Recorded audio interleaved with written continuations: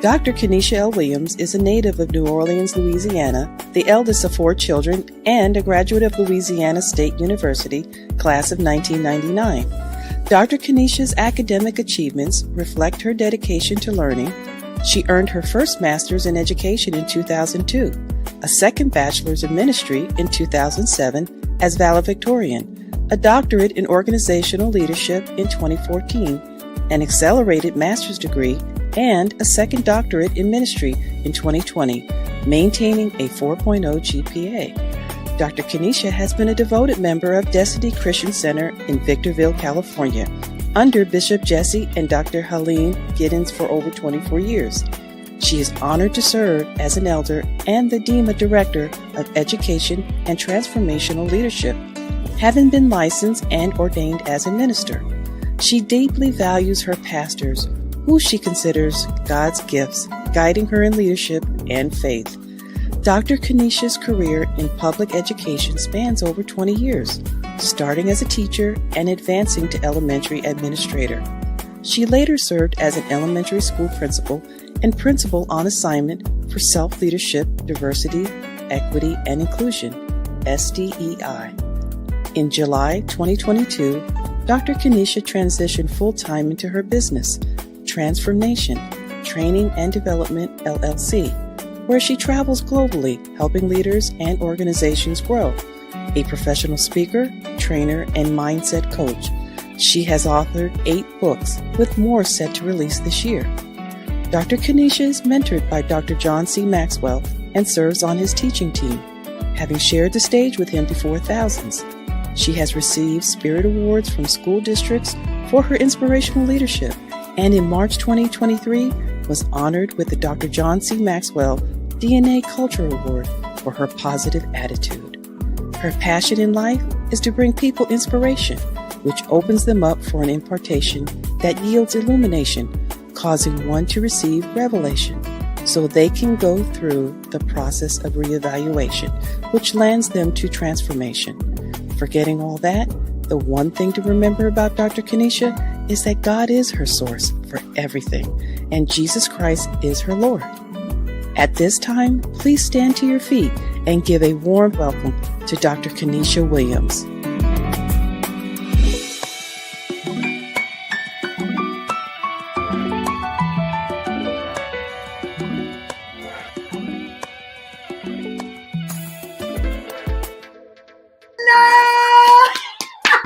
Welcome to Transformation Experience 2025. This is your host, Dr. Kenesha Williams, and I am so excited to be with you here on today. Listen, if you are ready to explode into this year, you are in the right place. Myself, as well as my friends, we're going to get you charged. We're going to get you pumped. We're going to get you transformed and revolutionized so you can have a great 2025. If you want to have a great 2025, I want you to put transform in the comment box. That's right. Put it in there. Put transform in the comment box if you are ready to be changed this year. Now, I want you to wave your flag. We're not waving the flag that's saying that we're done. I want to know where you are, folks. I'm right here in the US of A, in California, in Victorville, California. So if you're watching us right now, I want you to put, where are you from? Are you from the USA? Are you from Africa? Are you from Europe? Are you from Australia? We want to know where you're from, what time zone you are in, and what you are doing. Listen to this right now to get a change for your life. So this is how today is going to go. I've got 4 dynamic, exceptional, awesome, I mean, just over the top speakers that are going to engage us this morning. So each of our speakers are going to talk to us for about 10 to 15 minutes. And then at the end, I'm going to invite the entire panel back up. And then we're going to dialogue around our theme, which is transform and revolutionize. But they're each going to have something that is very distinct. Listen, I hand selected each of these speakers speakers. Why? Because I know that they have a message that is going to be tailor-made just for you. They are very diverse in their message. They're very diverse in their delivery. And why? Because I appreciate diversity, right? And so they're going to be with us shortly. But before we do that, I just want to give a shout out to some of our sponsors. So as many of you know, I do a conference called Transform Growth Conference. We just hosted it, back in October of last year, October 11th, and it was absolutely phenomenal. So I just want to give a shout out to our sponsors.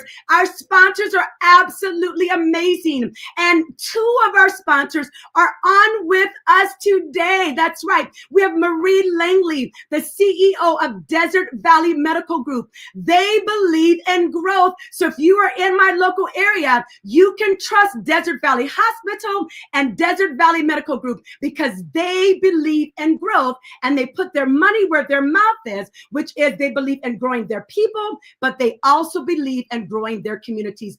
Another one of our sponsors, they are here today. That is Kevin Smilen. He is the general manager of Victorville Motors. They have sponsored Transform Growth from the very beginning. That's right. Every single year, Kevin and his team, they sponsor, they put their dollars into this conference, but they actually also attend because they want to grow. So again, thank you to those sponsors for coming out and for adding their dollars so that we can have a good time. Now, I also want you to mark your calendar because for this year, if you're looking for a conference in the high desert, we have Transform Growth. Again, it's going to be on Friday, November 7th from 7 a.m. to 3:30 right here at Victor Valley College. We have people that fly in for this. So even if you're not in the high desert and you're looking for a getaway, listen, we're only an hour and a half. Okay, it's more like an hour and a half away from LA. Doesn't matter. 2.5 hours away from Vegas. Fly in for this conference and then you can add a vacation on the back end.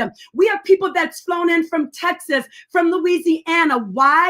Because they believe in growth. So again, you may say, boy, Kenesha, you're promoting a lot. You want to know why? Because I believe in you. And what I know is I have, listened to this, invested over $500,000 in my own personal growth.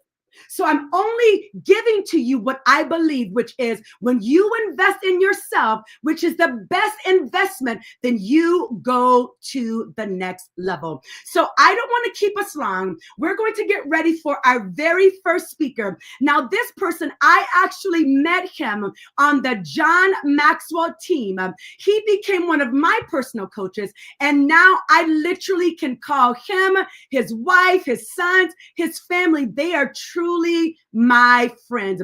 And so I know that you guys will be excited. His name is Dr. Gary Wade White. So we're going to listen to a video from both of our mentors, Dr. John C. Maxwell. And then after that short commercial, you're going to hear Dr. Gary's bio. And then he's going to be the next voice that you hear. And he's going to give us a supercharge for this year. Hi, I'm John Maxwell. When the top companies in the world are looking for trainers, speakers, and coaches, there's one name that stands above the rest, and that's Maxwell Leadership.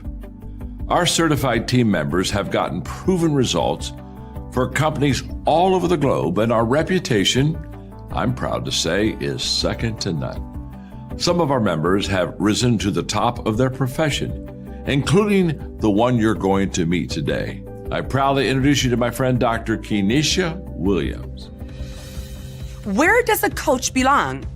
Should they be ahead of you, clearing the path for you, or behind you, cheering you on? Actually, it's neither. The coach's place is by your side, helping you find your footing each step of the way. Hi, I'm Dr. Kenesha L. Williams, a Maxwell Leadership Certified coach, speaker, trainer, and teacher. I am passionate about personal development in all its forms, but my specialty is coaching. I get up each morning excited because I get to watch my clients achieve their goals. There's nothing quite as satisfying as walking alongside someone as they become the person they want to be. And if you have a goal you're striving toward, or even if you're just looking for some direction on your way, I want to partner with you in that process. John Maxwell has been one of the world's foremost leadership and personal growth experts for more than 40 years. As a Maxwell certified coach, I am uniquely and powerfully resourced to help you accomplish anything. What does your dream need from you? What do you need to do? Who do you need to meet? Where do you need to spend your time and resources? As your coach, I'll be here to guide you toward those answers to the questions. I want to help you make the uncertain certain. Together, supported by proven effective self-development principles, we will put a plan in place that grows you steadily toward your goal. The greatest investment you can make is in yourself. Let's make it together. Contact me today to start making your dreams a reality.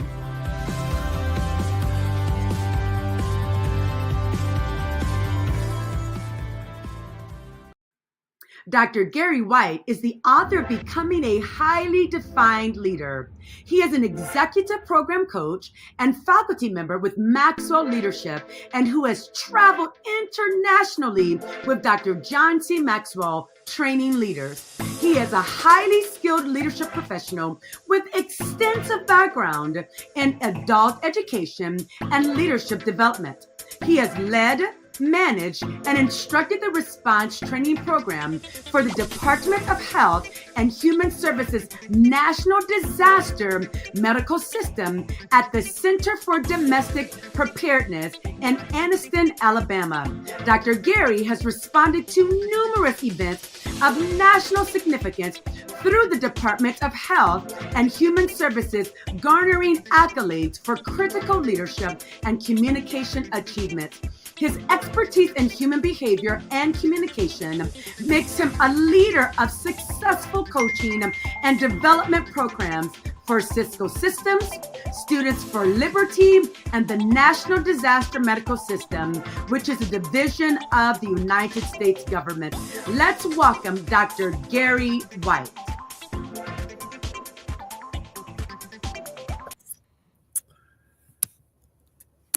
Hey, Kenesha, so glad to be on with you. What a wonderful intro you gave us, right? What a super time that we have the opportunity to be here today, and thank you for that intro. That was very kind of you. And yes, for those of you who don't know Kenesha, you can tell that she is quite the fireball, I like to say. And I remember when I first saw and met Kenesha, she left quite an impression on me.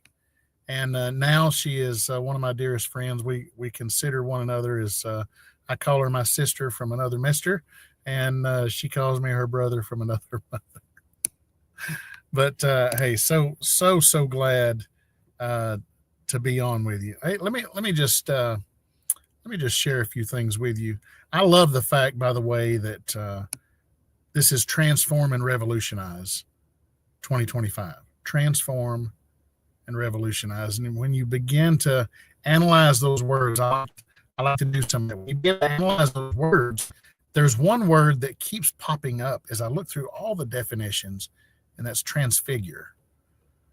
And I think about what an amazing thing when you think about that transfiguring and transformation, revolutionize. The one thing that I go to is that there's a process involved. Now, listen, I'm an I personality and influencing personality, right? So I'm not one that likes to get in the details sometimes. A quick story, my wife and I, we love to travel, and we went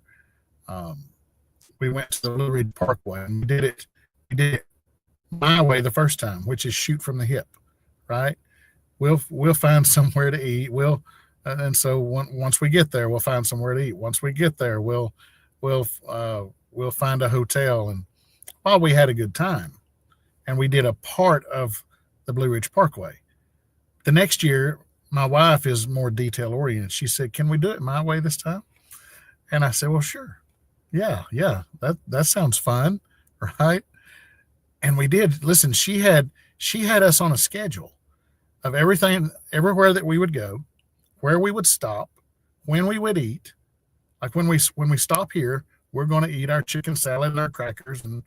And listen, I had the absolute best time because I got a new appreciation for the details. I got a brand new appreciation of the process. And if we'll get in the process, it actually allowed me to have more fun. It allowed me to enjoy it even more.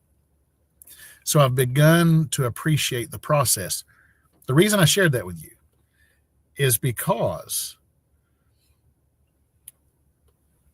if you're going to transform, you're going to revolutionize, and that word transfigure, there's a process. There's a process involved. I love to study about processes, and so I was looking at. I had been to. We'd gone over to Dillsboro, North Carolina, my wife and I, and I met a potter over there, and he began to explain about this process of making the pottery, and it had to go into the refiner's fire. Okay, so it had to go through this process before it could become pottery. Because of that, I began to study on those kind of processes, and I just looked up transparency and how glass even becomes transparent. If you didn't know, it first was sand. By the way, I didn't know that till I started studying it. I'm 54 years old, and I didn't know that till I started studying it. It starts out as sand. Now, if it's not transparent, it's opaque. So either you can see through it or you can't, right? That's simple. That's a no-brainer. But there's a process which includes refinement. It has to go through refinement. It has to go into the refiner's fire before it can become transparent. As I began to dig a little deeper, I understood that actually what makes a glass transparent is because the light, the photons are passing through it. Because of the refiner's fire, they can pass through it versus bounce off of it. And they're bouncing off of what's on the other side of the transparent glass, and it's coming back. It's only light that gives you the ability to see. So that's what I'm wanting to boil this down for you and help you understand this, that the light passing through is actually what allows you to see. I mean, obviously, it gets dark enough at night, close your eyes or whatever, it gets dark enough at night, you can't see, right? Because there's no light bouncing off anything. As I began to pull that into my awareness, as I began to apply that to my life, this truth, by the way, I love to take natural law and apply it to our personal application. As I began to apply that, I began to understand it. I can choose to have a life where light flows through me, that people see clearer because of me, that I can have an impact where people can find direction, can find purpose through me. But that means that I've got to get in this process. For me, for the light to flow through me, I've got to get in this process. So I understood that while there's an objective characteristic of transparency, when we apply it to our lives, sometimes we have a subjective tendency. Sometimes I'd rather conceal instead of heal. Sometimes I may want the title rather than have the testimony. Sometimes I may want the jewels versus having to take the journey. Sometimes I want to take charge versus be changed, right? We got subjective tendencies. And we do because there's something I like to call the opaqueness of life. There's things in life where you can't see what's on the other side. There's fear. Sometimes you can't see what the options are because there's failure. Sometimes things happen and bitterness settles in. The opaqueness of life. So I want to talk to you today about something that I think that we can all identify with, and that's failure. This is one of those opaque things. See, failure will tell you that you messed up. That's the opaqueness. But follow me now. It's either opaque or it's transparent. It's an either or. Opaqueness of life says in failure, you've messed up. But I want you to see what's on the other side. I want you to see what's on the other side of the refinement when the light flows through you. See, in failure, you've messed up. In refinement, you've molded. You're being molded. Failure will say it's final. Refinement will tell you, no, there's a future. There's light on the outside of this thing. Failure will tell you that your identity is lost. Refinement will say identity is found. In failure, when we experience failure, we see brokenness, don't we? I know I do. Many times. Many times I get lost in the brokenness. As a matter of fact, I've called Kenesha Louise is the way when I call Kenesha, Dr. Kenesha. I say Kenesha Louise. I've called her before with brokenness. And she's put me through that fire. And I appreciate her for that. She put me through that fire. Where on the other end, the light then could flow through me and I could see clearer.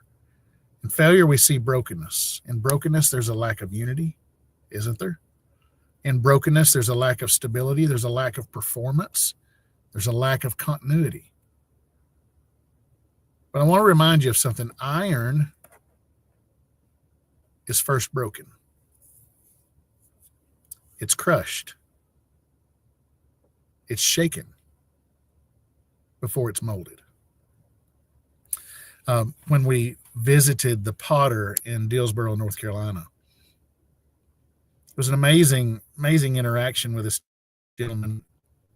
He began to describe the refiner's fire, and he gave me these cones that he uses to regulate temperature. I didn't understand that. I said, well, it seems to me you could just use the thermostat. And he said, no, the thermostat just tells you how hot it is. He said, the cones tell you the working temperature.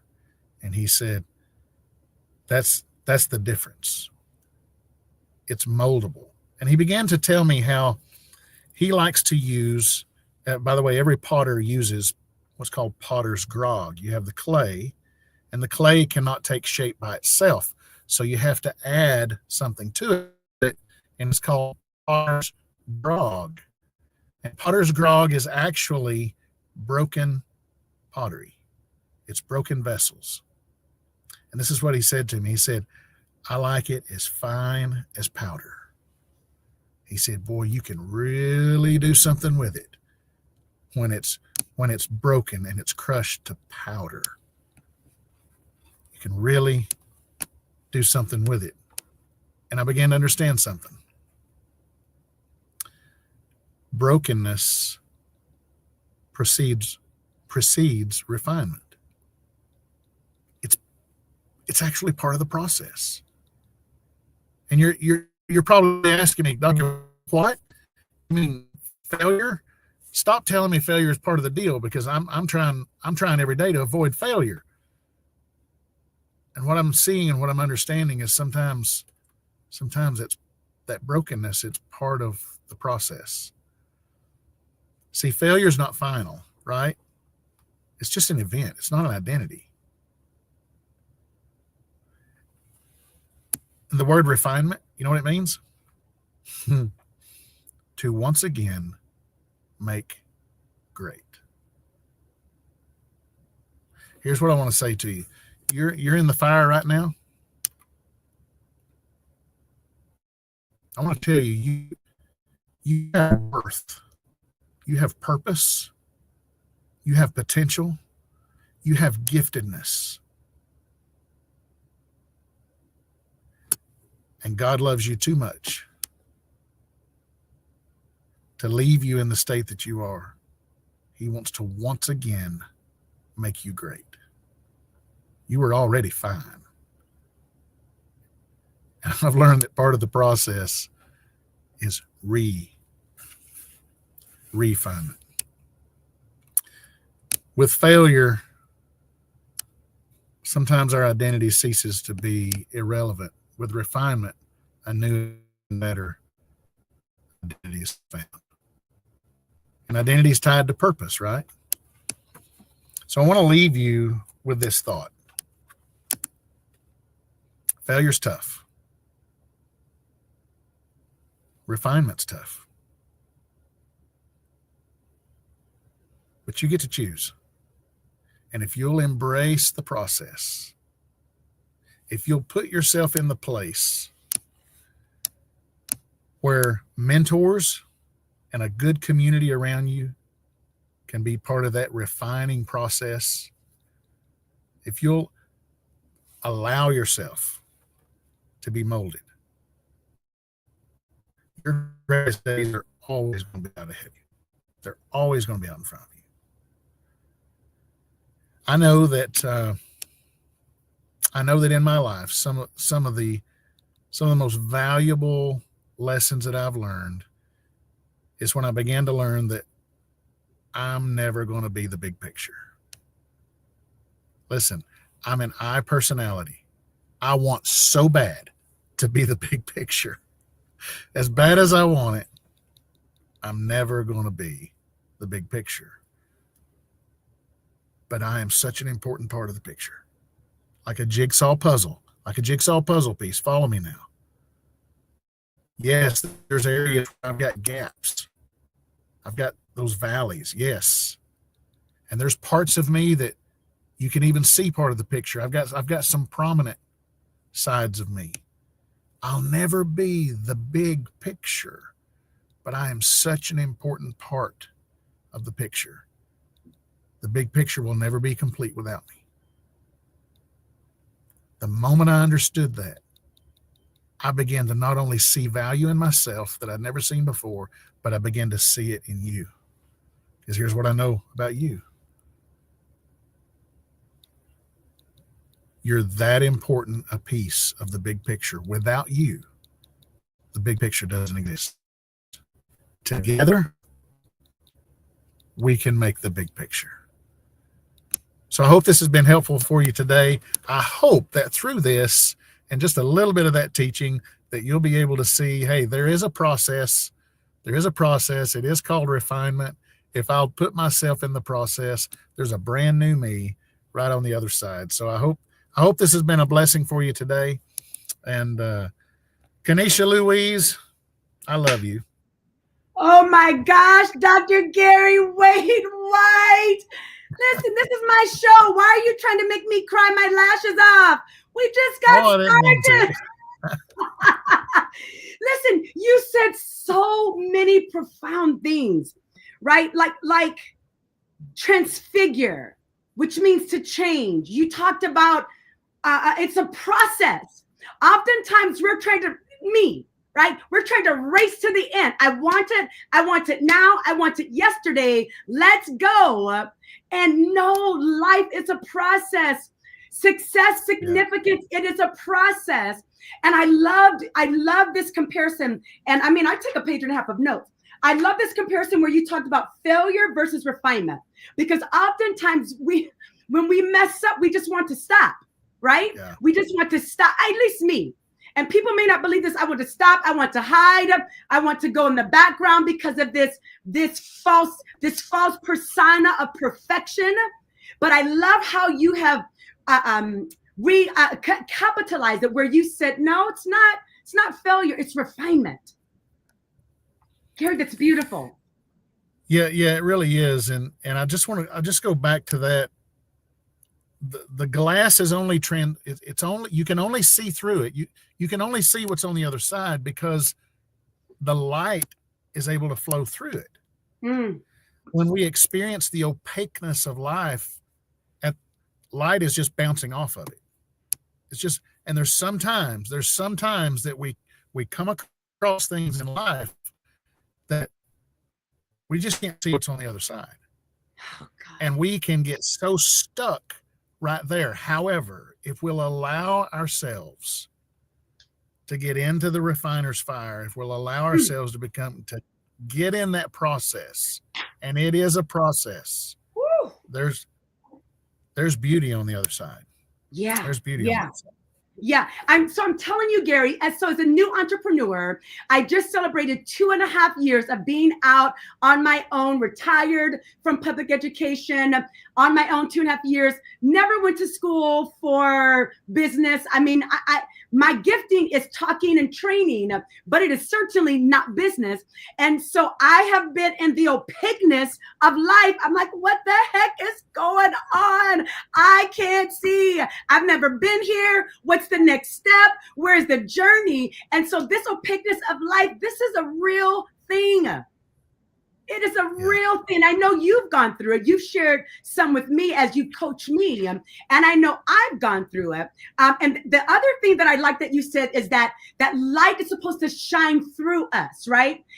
And so even when we're in the opaqueness of life, what I hear you saying is the light still is supposed to transform, transfigure, revolutionize us as it's flowing through us so other people can see the light in us, whether we can see the road or not. Absolutely. That's hard. Absolutely. It's hard. It is hard. It is. It's tough. That's what I said. Yes. Failure's tough. Yeah. Refinement's tough. But I'm going to pick the one where there's light on the other side of this thing. There's beauty on the other side. And it's always through. It's always through refinement. And I love the fact that it means, once again, make great. Yeah. Refine. Yeah. You already fine. We're going to refine you. And that last statement that you said, and so we share the same personality, right? You said, I am never going to be the big picture. So when the opaqueness of life comes, we have got to match that up with, you're not the big picture. I'm not the big picture. So we don't have to see. Now I'm not on here to force anybody to have faith or belief, although I wish that you did, right? But for me, when I hear that, it now connects me to now my faith as a believer that, okay, Kenesha, you're not the big picture. So why are you stressing? You're not the big picture. So why do you need to know every single detail? Just keep walking forward, allowing the light to shine through you so other people can be encouraged and get on your journey as you're being refined. Forward march. Yeah. Hey, real quick example. We know the story in the Bible of Joseph and the coat of many colors, and Joseph, really what he did was he helped the world not starve to death, right? That's what he did. Okay. But if you look at all of history and you say, well, what purpose do I serve? And if I were having a conversation with Joseph, I'd say, oh, did you slay a giant? And he's like, no. Oh, really? Well, did you usher in, greatness? Not really. Did you, what about the Messiah? You were obviously probably part of the Messiah. No, not really. What did you do? I had people put back 20%. I'm like, say that last phrase again, Gary. You cut out. What's that last sentence? Yeah. So I'd say, well, Joseph, what did you do? He said, well, I told people to put back 20%. That's what I did. I'm like, wait, that's not flashy. That's not. But here's the point. Yeah. Boy, that big picture. boy, he was such a piece of that big picture. It's not complete. Mm. And I say that to encourage people, never underestimate your value. Woo! Dr. Gary Wade White, if I could keep you on for the rest of the time, I would, but I won't, because we've got some other locomotives on the track. Listen, thank you so much, my brother from another mother. I love you. Tell Kim I love her. Riley, Brentley, I know you have to go. Some other things came up. Thank you for adding value to us. Thank you so much, Gary. Thank you, thank you, thank you, as he's leaving the stage. All right, folks, so I'm excited. I hope that you are already pumped. Listen, transforming and revolutionizing means to transfigure. It is a process, folks. It's a process, but you can do it. When the opaqueness of life comes and you cannot see your way, it doesn't matter. Let the light continue to shine through you. Go on your way, because you and I are being refined.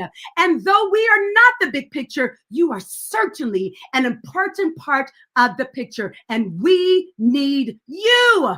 We need your gifting. So we're going to be moving on to our next speaker. This lovely lady is Marie Langley. She is the CEO of Desert Valley Medical Group. Listen, I'm so excited because they were one of our sponsors. I remember I mentioned to you Transform Growth Conference that we did last year. We're doing another one this year. So they were one of our sponsors. And I have a quick picture here of her team.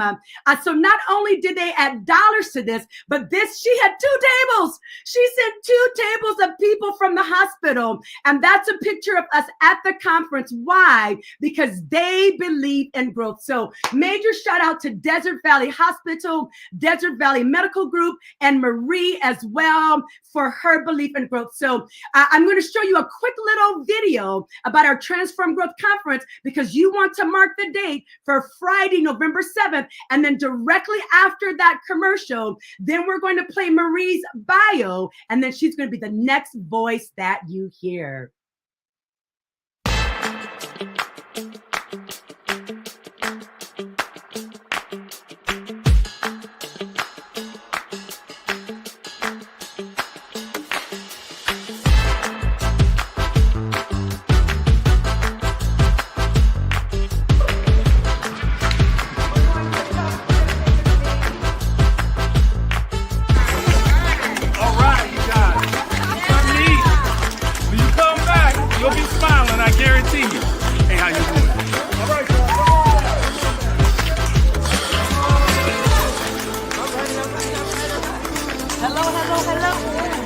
Great day. Wonderful day. Never Good talk. Dr. Kanisha's off the chain. Off the chain.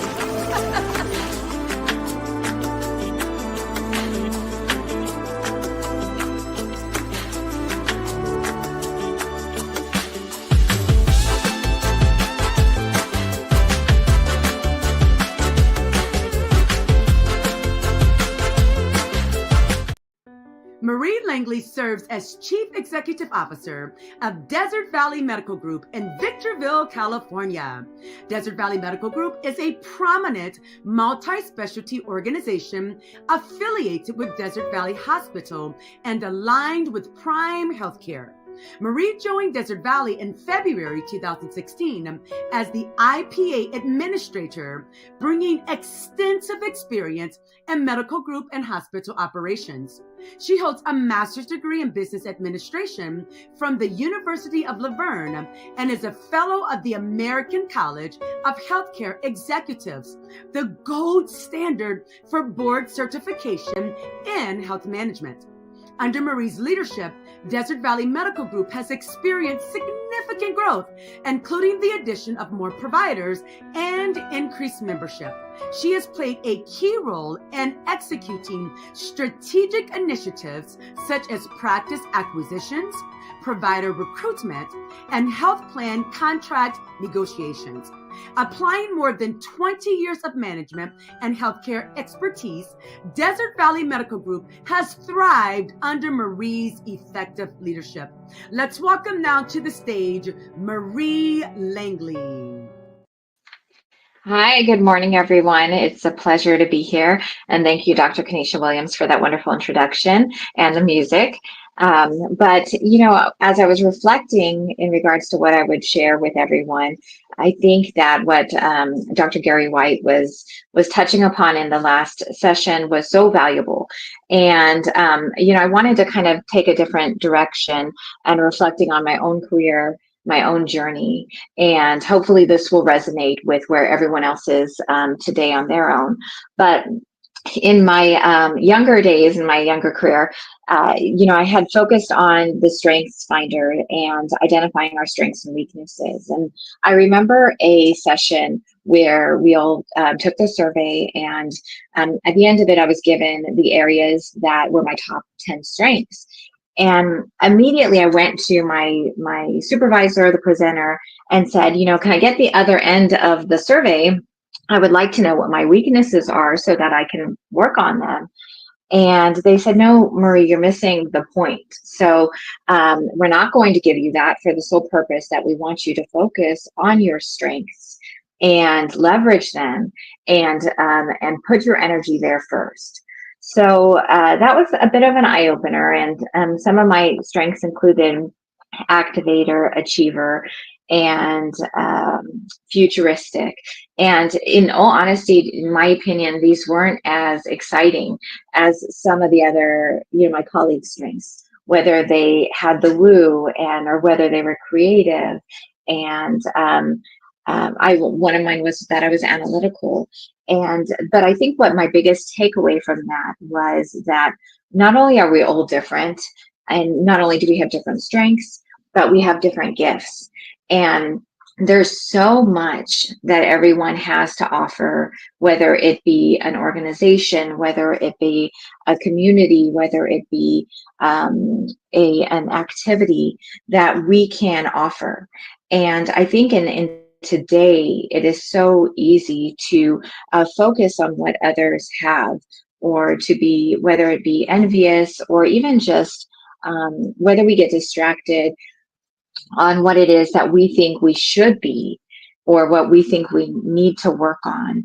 And I think that if we can focus on what those gifts are that you have, whether it be a good listener or whether it be being on time, these are all skills that you can focus on and that you can leverage, and that you have today that you can that will help you achieve whatever those goals are. So at the beginning of the year, I know we all set goals. I try to personally set personal and professional goals for myself, for my family. And those goals can be very, there's so many tools out there, so many fabulous tools, whether it be guidance on reading certain books, whether it be reflections that we do daily. But I think once you have an understanding of who you are, then it'll help you make more meaningful goals specific to yourself. And maybe you love to read, maybe you are not an avid reader, and that's okay. But I think surrounding yourself with people who have those different strengths that can complement who you are as well. And I think later on today, we're going to be talking a little bit more about that circle of friends, of people that we're surrounded by, and how we all influence each other. So, and on that note, I just want to share a little bit about myself that also echoes this, this topic. But I have 4 kids, and they are raised in the same home with the same parents, and they range in ages from 11 to 21. And the reason why I share that is because the question in my house is always, Mom, who's your favorite child? And of course, I answer that question the same every time. I don't have a favorite child. You're all very, amazing in your own ways. And even though, again, raised in the same home with the same culture, the same values, my kids range from, some are very creative in ways that I am not creative, and I love that, and I wish I could be like that. Others are very loving and affectionate, And another one is a very detailed thinker who is very just always thinking very deep and critically thinking. And then I have another one who is very laid back, easygoing, goes with the flow. And then my oldest is very on top of things and wants to be the best at everything she does. And the reason why I say that is because, of course, you know, as a mother, you love them all equally, but it allows me to see how unique they all are. And I share that because I want you to personally reflect on your uniqueness, what makes you who you are, what value you have, and the reason why you were given those gifts or those strengths, and to leverage them. And, you know, one other thing that I think is important in any journey, whether it be a very specific transformation that you're focusing on, or if maybe you just don't know where to start, my recommendation would be to cut out the noise. And this is something that a mentor had shared with me years ago in college, and was to just not only sanitize the Facebook and the social media. To me, it was easier just to cut it out. And it's often a distraction. Sometimes we get caught up in things that may be a focus or priority for others, but may be more of a distraction for us. And I think that if you have goals that you want to focus on, maybe this might be a great time, a great new year, that you can look at what it is that you're doing that may be a distraction, may not be adding that value to your purpose and to your journey. So those are the biggest takeaways that I have. You know, Dr. White did a great job, and he had some very insightful things that he shared regarding refinement and those events that we've all experienced, or those failures, as he was sharing. And I just want to be encouraging that when we're going through things, you know, often they're there for us to grow through. And equally, you know, I've heard it said before that it's not happening to you, but it's happening for you. So, so definitely we can all do some soul searching, you know, focus on our strengths, find out what they are, how we can serve our organizations with them, how we can serve others in that capacity. I think cutting out the noise is a huge area to focus on, especially today with our phones going off, our social media accounts constantly demanding our attention and time, and focusing more so on what it is we want to accomplish, and trying to, I think, center ourselves around those goals. So, so Dr. Kanisha, I know that's really, I mean, I wanted to be encouraging to others, and I don't know if there's anything specific that you would want to reflect on, or that you think that I could maybe share more about, but yeah. Well, thank you so much, Marie. So you are really talking like my language, right? When you're talking of, so you didn't say these two words, but one of the pillars of my company, TransFormation, is know thyself, right? So that's essentially what you're saying. I hear you encouraging us with know who you are. And then that connects back to what Gary said, right? We are not the big picture, but we are certainly a part of the picture, and we are an important part of that picture. So I love even the analogy that you use with your kids. You said you have 4, right? Mm-hmm. Ranging from, I think you said 11 to 21. And I loved how you described all of them. And it sounds like they're very different, which sounds like my mom has 4 kids. So all 4 of us, very, very different. And so what I loved about our mom, my sibling and I, we would do the same thing. We would say, Mom, who's your favorite? Who's your favorite? And she would say the same thing, all of you, all of you. So we can never trick her up. But talk to us a little bit more, like how have you specifically leaned into your strengths? Like your early leaders told you, Marie, don't focus on those weaknesses, those areas that, yeah, we know you've got to bring them up maybe a little bit, but focus, leverage those strengths. Maybe give us an example of how you have really leaned into an area that you're strong in and how that area has worked for you. And I appreciate that. And that is something that I wanted to elaborate more on. In another leadership course, we were doing the temperaments as well. And I remember going around the room, taking the survey, and everybody was sharing where they felt about their temperament. And I remember sharing with the presenter what I was, and they looked at me and they said, "No, you're not that." And I was like, "Yes, I am. I took the survey. This is where my personality traits fell." And they said, "No, you need to take it again." And, unintentionally, I was influencing the survey in a direction that I felt that I either wanted to be, or who I should be, or who they wanted or expected me to be. But at the end of the day, when I stopped and took it for myself, my actual temperament was the general. And I thought, I am not that person. I'm not this general.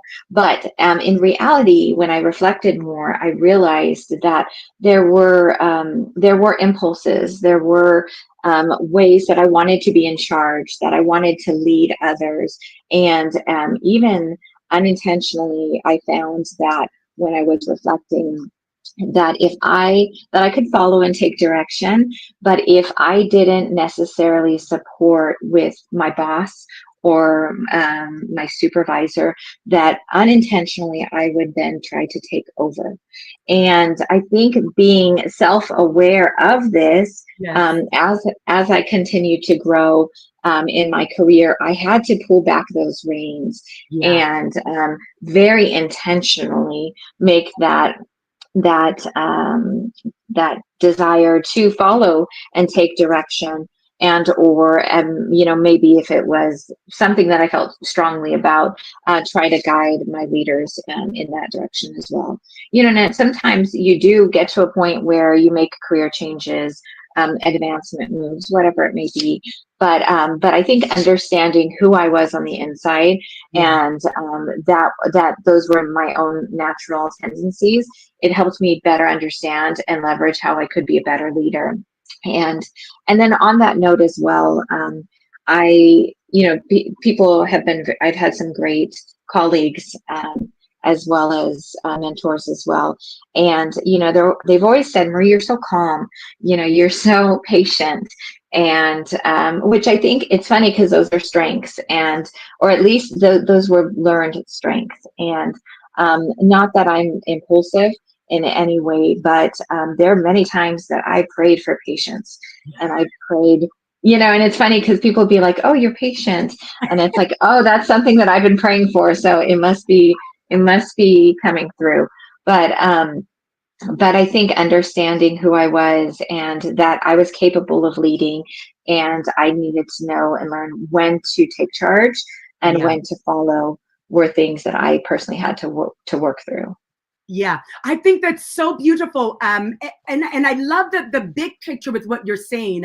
Is oftentimes there is, our ego will sometimes make us want to fit into the characteristics that we admire and we think are good, when they don't always align with us, and our natural proclivities are this way, but because so-and-so is this way, we almost try to force ourselves, but it doesn't fit. Mm-hmm. So I love that, because I find myself the same way. The other thing that you said that I actually like as well is you talked about, okay, so my strength was this, but I even noticed in my strength, there was an area that if I wasn't careful, then that strength then became a non-strength. And all of that comes with this notion of know thyself, self-awareness, right? Being honest with thyself. And if we're going to transform our lives, revolutionize, and really change, it starts with us. It starts with knowing who we are. It starts with accepting who we are. Now, when I say accept, I don't just mean if I'm busted and disgusted, I don't change. It just means that, okay, here's how I am. Here's how I'm showing up. Let me leverage those things that are great, and those things that are not so great, sometimes we don't need to work on them as much, and sometimes we do need to put a little work in it, depending on our position and our job. But we are who we are. So let's love who we are, right? Let's lean into who we are, because I'm never going to be a good Marie. Never. I will never, even if I was a good Marie, I'll only be second best at that, right? And so thank you so much for really helping our audience to lean into the best way to have a transformation experience and to change is to know yourself. But that takes transparency, right? Mm-hmm. Right. It's what you said. It's like with your kids. You can't say that the 11-year-old's the 21-year-old because they're not the same. You love them all the same, but they're very, very different, right? My mom loves us all the same equally. She doesn't love one more or the other, but we are very, very different with how we're showing up. She had to recognize that, and then us as individuals have to recognize that. I believe, Marie and audience, if more of us will go into this notion of know thyself, of self-awareness, and really lean into our own giftings and be happy about that and leverage them, that's one of the first steps in transforming. And that's a process in and of itself. Right. Right. Excellent. And to your point, as far as being transparent, I think that can be twofold, obviously with yourself, but then with not being afraid to be transparent with others. Yeah. And it can be as simple as a conversation with someone that you trust, and you say, be honest with me. How is my leadership? How is my how do I handle my kids, my spouse, my friends? Yes. What is the first thing that you think of when you hear my name? And we're all afraid, obviously sometimes of that feedback, but I think that if you can have those transparent, honest conversations, it will help you. Because if we're not honest and transparent with ourselves, then any effort we put forth to transform is going to be pointless. So that's beautiful, Marie. And my mentor, Dr. John C. Maxwell, we call him Papa John in the team. And one of his books, he says, what is it like to be on the other side of the table for me? Right? I believe in the book, Good Leaders Ask Great Questions, because the people know it whether we ask them or not. They're wondering, do you know how you're showing up? Because we all know. We're just begging you to ask us so we can give you some good feedback so you can be self-aware. So thank you for that, Marie. You have been such a jewel. And again, thank you for the sponsorship, Desert Valley Hospital, Desert Valley Medical Group. Thank you for growing. I've had the pleasure to come in and train with your staff, you and your staff, and you're sitting right there. That's what I love about you, Marie. You are a lead learner. You're sitting right there with your team. I mean, this is like a half-day training, not 2 seconds. I mean, for 4 hours, she's sitting right there and learning with them. So I love how you lead, and I appreciate you. So we're going to have you go into the queue. We'll bring you back on at the end. So gosh, again, folks, I hope that you are enjoying this. We had Dr. Gary Wade White that talked to us about process, right? To transform, we've got to go through a process. We have to be refined, and refinement isn't hard, but it's certainly worth it. And then Marie talked to us about Strengths Finder, but basically know thyself and self-awareness. Our next speaker is Kevin Smilen. And again, he and his company, Victorville Motors and Rams Truck, they were sponsors and have been since the very first day. And this is a picture. You can see Kevin right there. He brought 2 tables again to our Transform Growth Conference. Why? Because they believe in growth. He believes in growth. So thank you, Victorville Motors. Thank you, Kevin, and all of the leaders that believe in growth. So we're going to do another short commercial about our Transform Growth, because we want you to mark your calendars for Friday, November 7th, right here in the high desert, Victorville, California. And then you're going to hear Kevin's bio, and then Kevin and I will both come back on the screen, and then we're going to have a little bit of a dialogue so we can get to know what he is or who he is and how he's able to transform and revolutionize.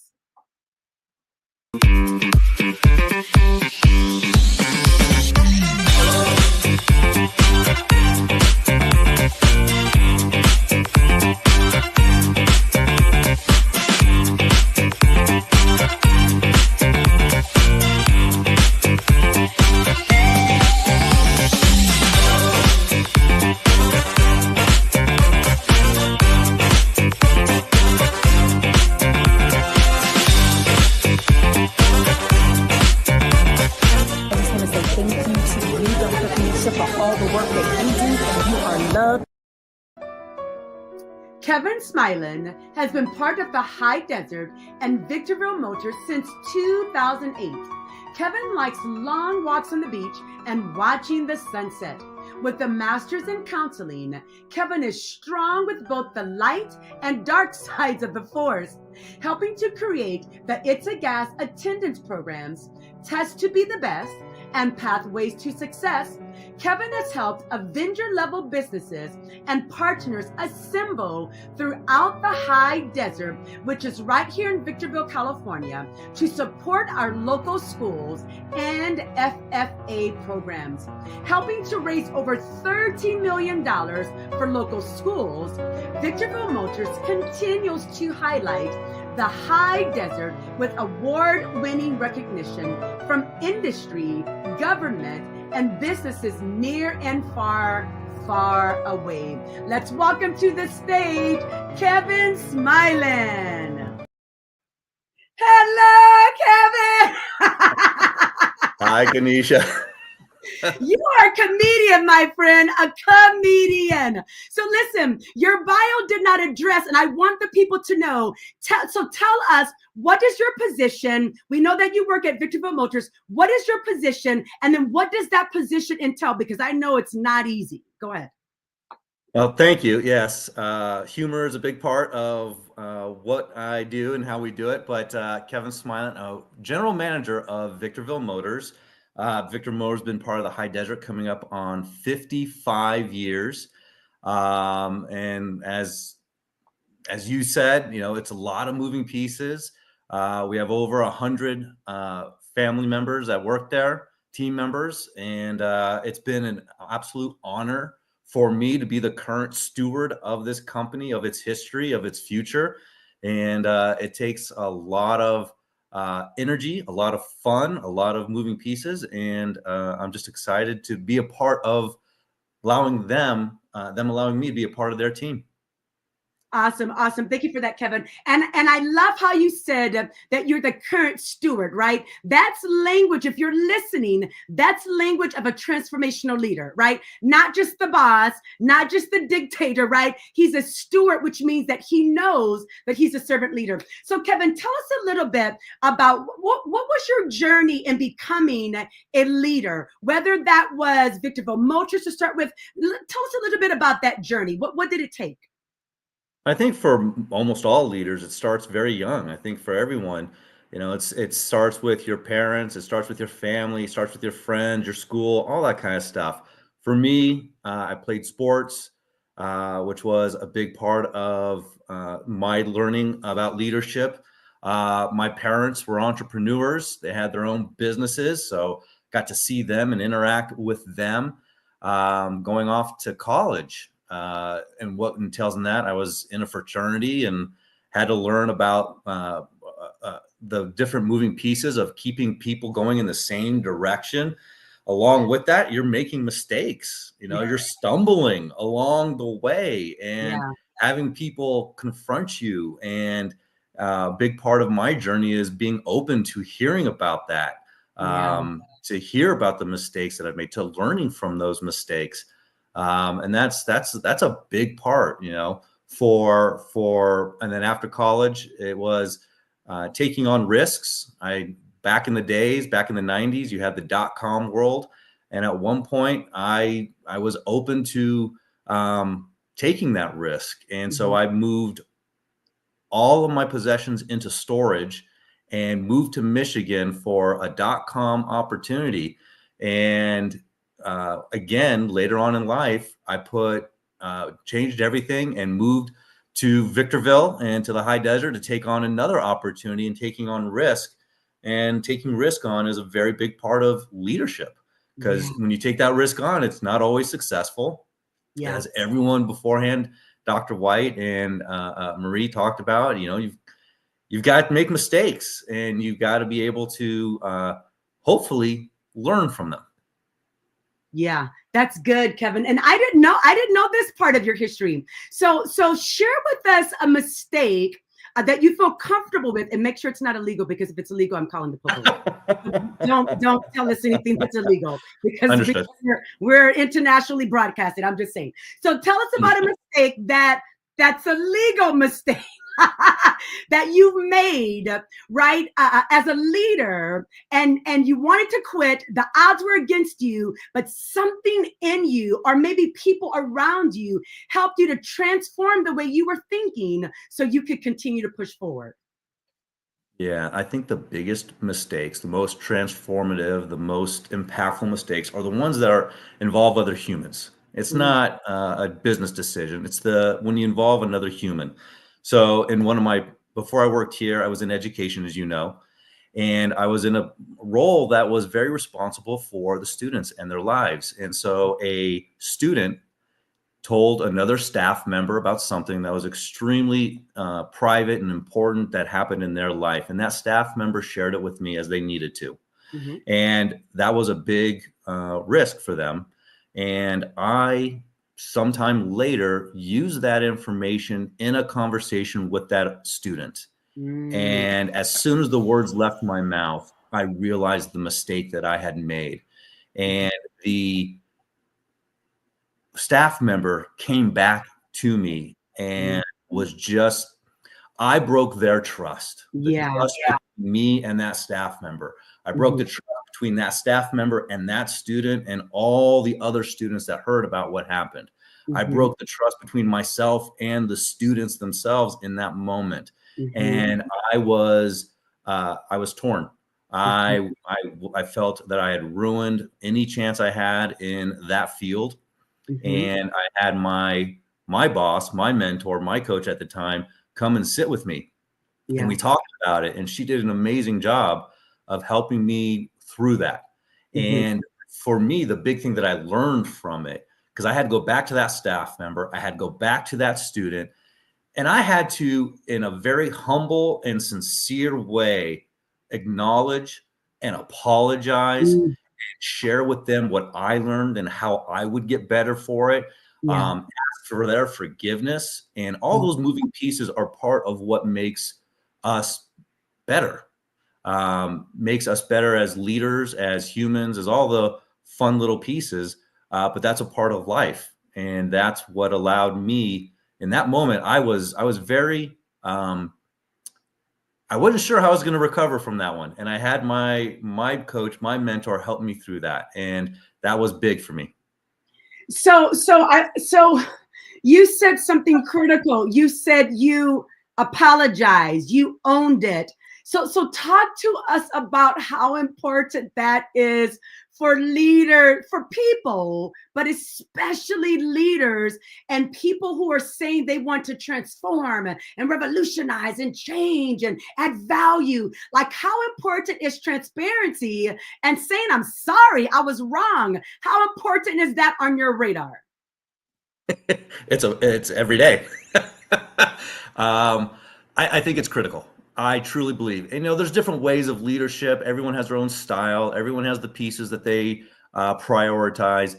But to be able to acknowledge when you've made a mistake, and I make mistakes, small and large, almost every day, to be able to acknowledge it with the person, to be humble about it, I believe is huge. And it's a big part of, for me, I like to believe, what is a big part of what I do and how I do it.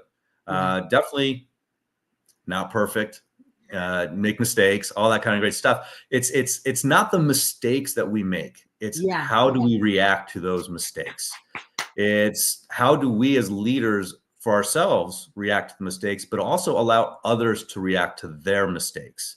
To be able to have that conversation with someone, to engage with them, help them through it.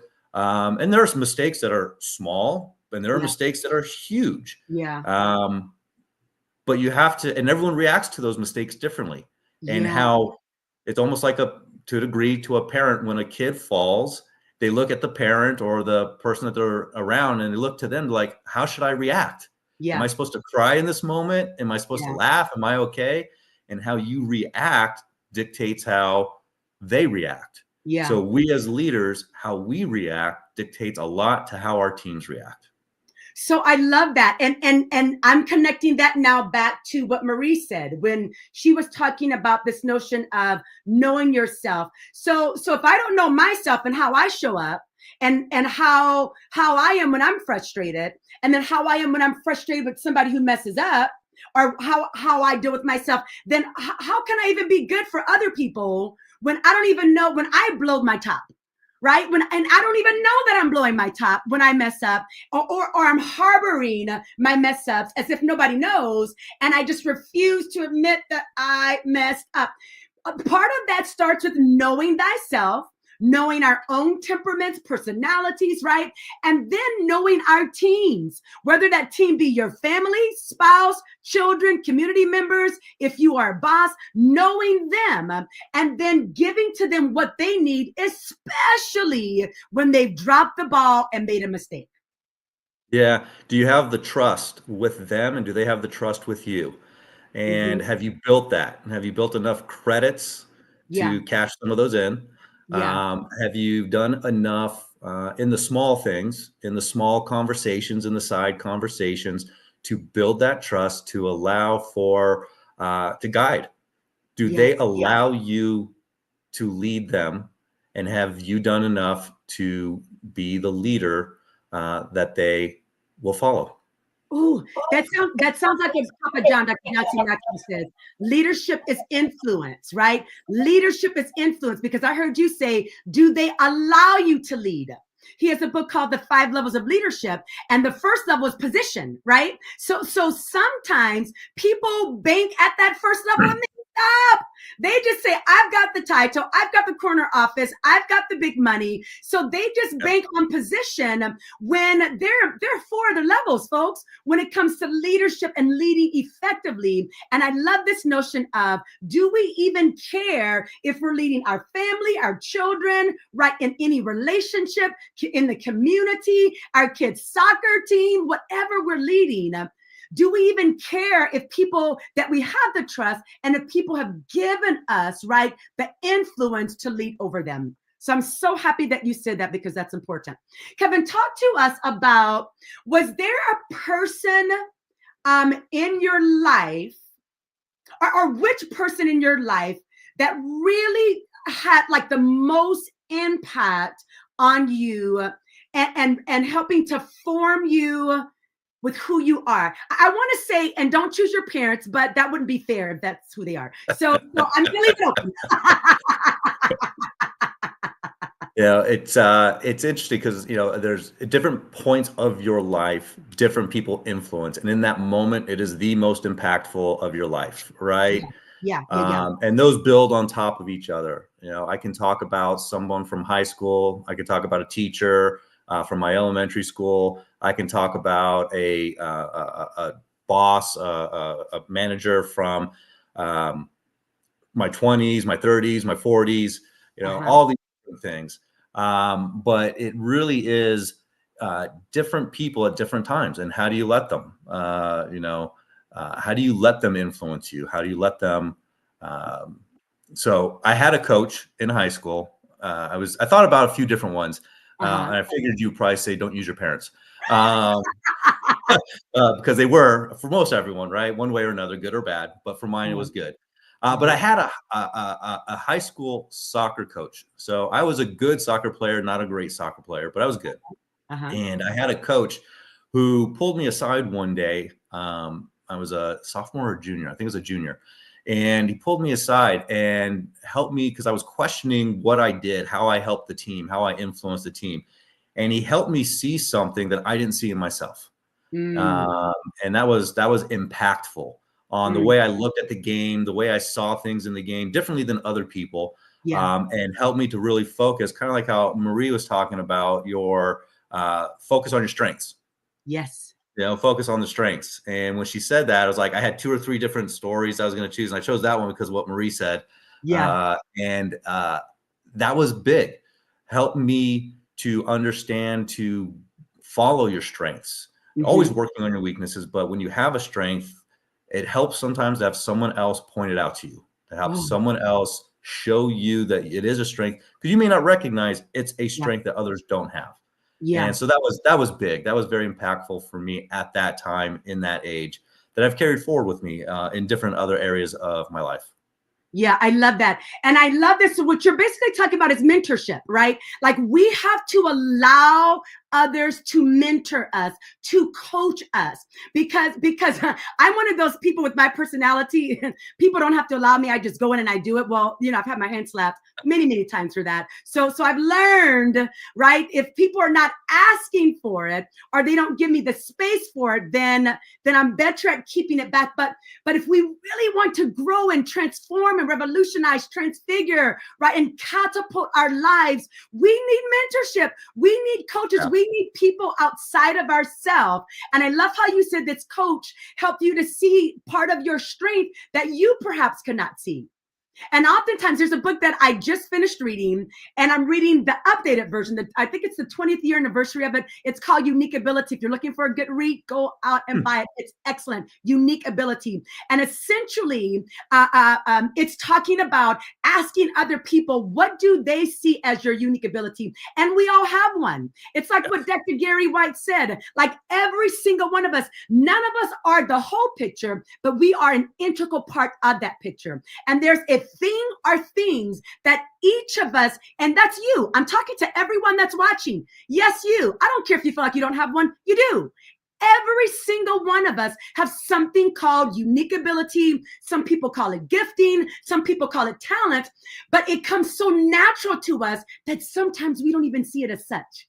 So that's why mentorship and coaches and being in community with other people, right, that are growth minded, they can help to point those things out to you. So Kevin, as we're wrapping up our section, I want to say kudos to you and Victorville Motors. Listen, folks, they were just awarded a major award with the Greater High Desert Chamber of Commerce, which is multiple cities in our local area. They were the large business of the year just in December, but that's under your leadership, right, Kevin? It's under your leadership. And I know you're gonna be like, it's not just me, it's what you said, I was there. I know it's not just you, but listen, everything rises and falls on leadership. That's what my papa says, Papa John Maxwell. So because you are the leader and one of the leaders, that business got that. So I just want you to take it. Don't deflect. Don't deflect, because I know you. Just take it. Just take it. One of the leaders, yes. One of many. I saw that finger, but you're the leader that I selected to be on today. So take it. Congratulations. And you are part of the reason why that huge corporation, right, can be trusted. And again, what I love about you, I said this about Marie, is you attend those Transform Growth conferences. You brought me in. I was just with your folks in December last month. You sit right there with your team and grow and learn. You don't bring me in and then leave the room and say, I'll see you back in an hour. I'll see you. Yeah. No, you sit right there as a lead learner. So I appreciate that. And I know our community appreciates that. And folks, you can trust Victorville Motors because literally they are consistent with this notion called growth. So Kevin, one last thing I want to ask you, what characteristics do you feel like you have that you display at Victorville Motors that cause for people to trust you? Just real quick, just a couple characteristics that you feel like you possess that cause people to follow your leadership and allow you to influence them. That's a great question. That's a curveball. My openness, consistency, I would say. I think the fact that as people get to know me, they understand that my goal is to help them be better. Yeah. Whether that's providing tools, information to them, providing them an ear to listen, removing obstacles from them being able to achieve what they need to achieve. There's an honesty to what we do and how we do it. But also just people know that we want to do the right thing. Yeah. And when people believe and trust that your intention is to do the right thing, you may stumble along the way to get there. You may make a mistake or two along the way and whatnot. But in the end, if the goal is to do the right thing and strive for better, then people will allow you to lead. They will follow and allow for the atmosphere and the energy to be positive for everyone. Yeah, I love that. What that sounds like is leading with integrity, values-based leadership. Again, Yeah. my mentor, Dr. John C. Maxwell, values-based leadership. When people know this is not about your faith, right? This is not about, are you religious? It's about, do you have a value system? Are you a person that has integrity? So Kevin, thank you so much. We're going to put you in the queue. you. Don't leave. We're going to bring you back on at the end. Folks, I hope that you are encouraged and charged. We have another speaker. Her name is Traci Morrow. Listen, this lady is dynamic. She's a little firecracker. She looks like she's 15. She's not. I'm not going to tell you her age. She looks 15, but she's not. She's been around for some time, folks, but I love this lady. She is encouraging. She's encouraged me personally. She supported me, and we're going to play her bio, and she'll be the next voice that you hear, Traci Morrow.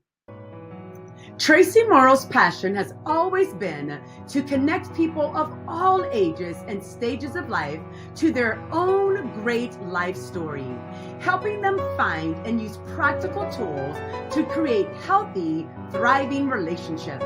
She's built church ministries, community programs, and businesses based on the principles of seeing and valuing people.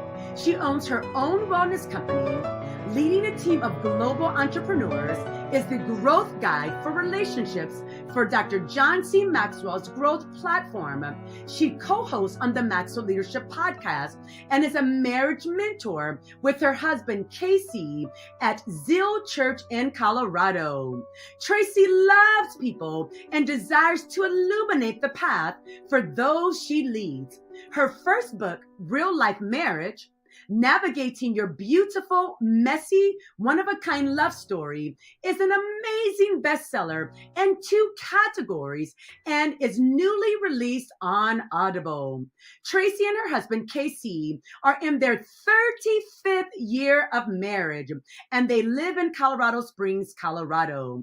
They have 6 adult children, 3 sons and 3 daughters, 3 treasured son-in-laws, 3 grandchildren who are the joy of their lives and are expecting their 4th grandchild in February of this year. Let's welcome to the stage, Traci Morrow. Hello, hello. Well, thank you so much, Dr. Kenesha, for that wonderful introduction. I love you so much. And as soon as she texted me and said, would you want to be a part of this? I was like, whatever it is, whatever you are doing, I want to be a part of it. So yes, I am happy to be here. I'm happy to spend this time with you. Happy New Year, friends. And it is my joy to follow after these wonderful speakers and leaders and share with you a little bit about personally where I'm at and hopefully connect where you're at today. And so I just thought I would kick off by asking you a question. And that is, do you ever play out worst case scenarios in your head like I do? To imagine what you would do if what you imagine would be the worst case scenario would happen. So for me, it's my way of preparing to not be blindsided, of looking down the path and seeing if there's any preparation that I might do in case something out of my control were to happen. Is there a financial step that I need to take? Is there a relationship that I need to repair or shore up or make sure that everything is okay with us?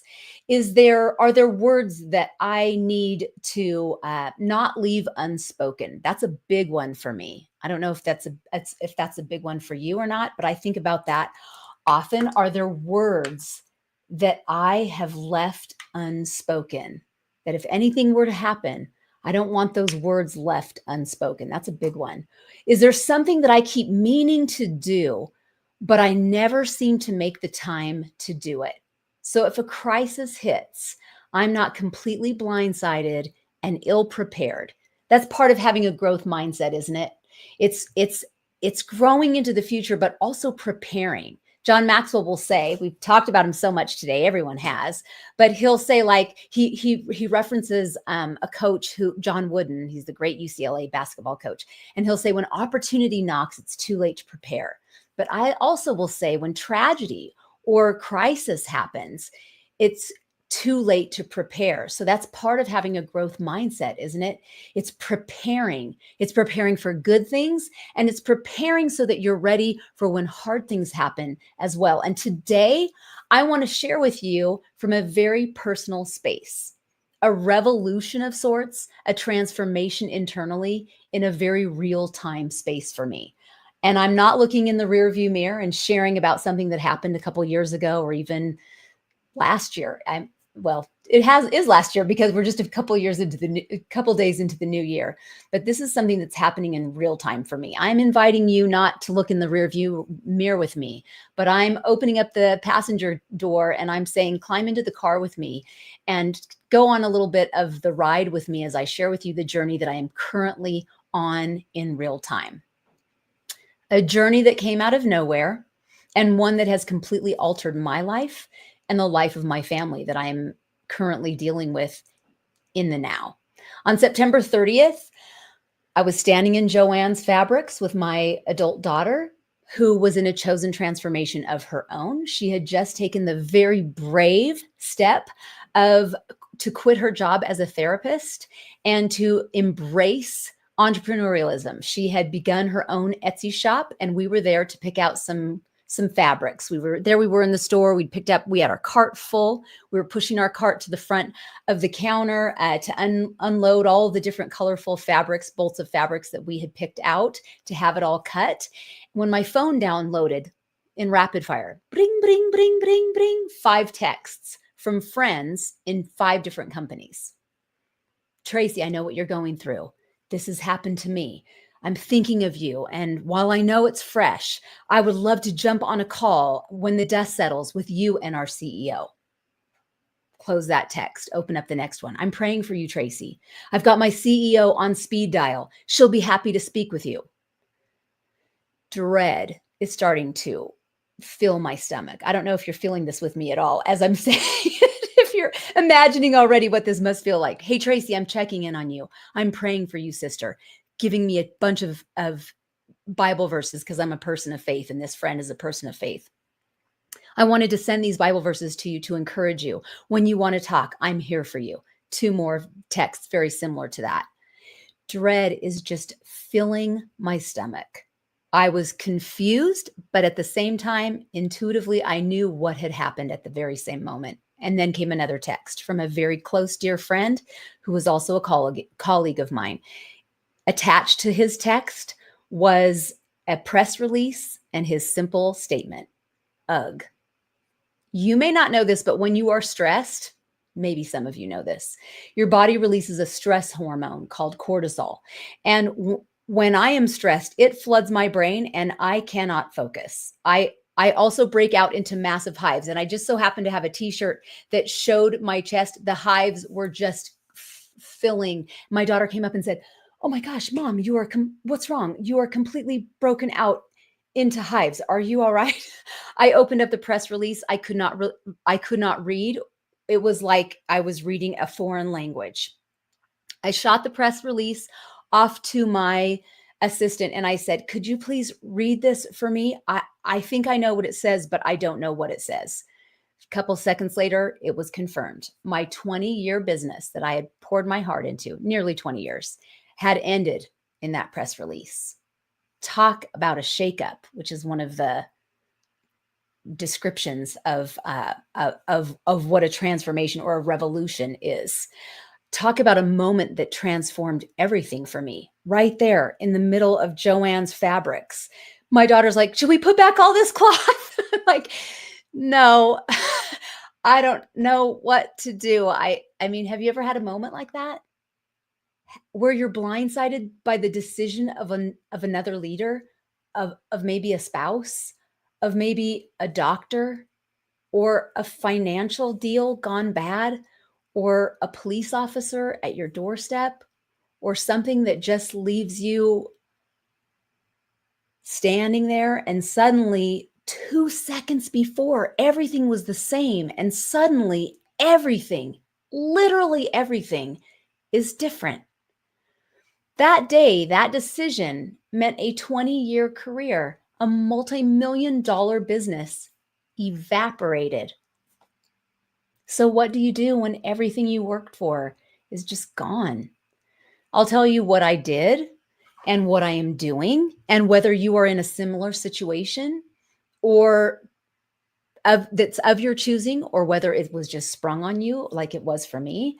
I think we can all learn from one another how we navigate hard, transformational moments of life with grace and positive action by taking steps toward growth and with others.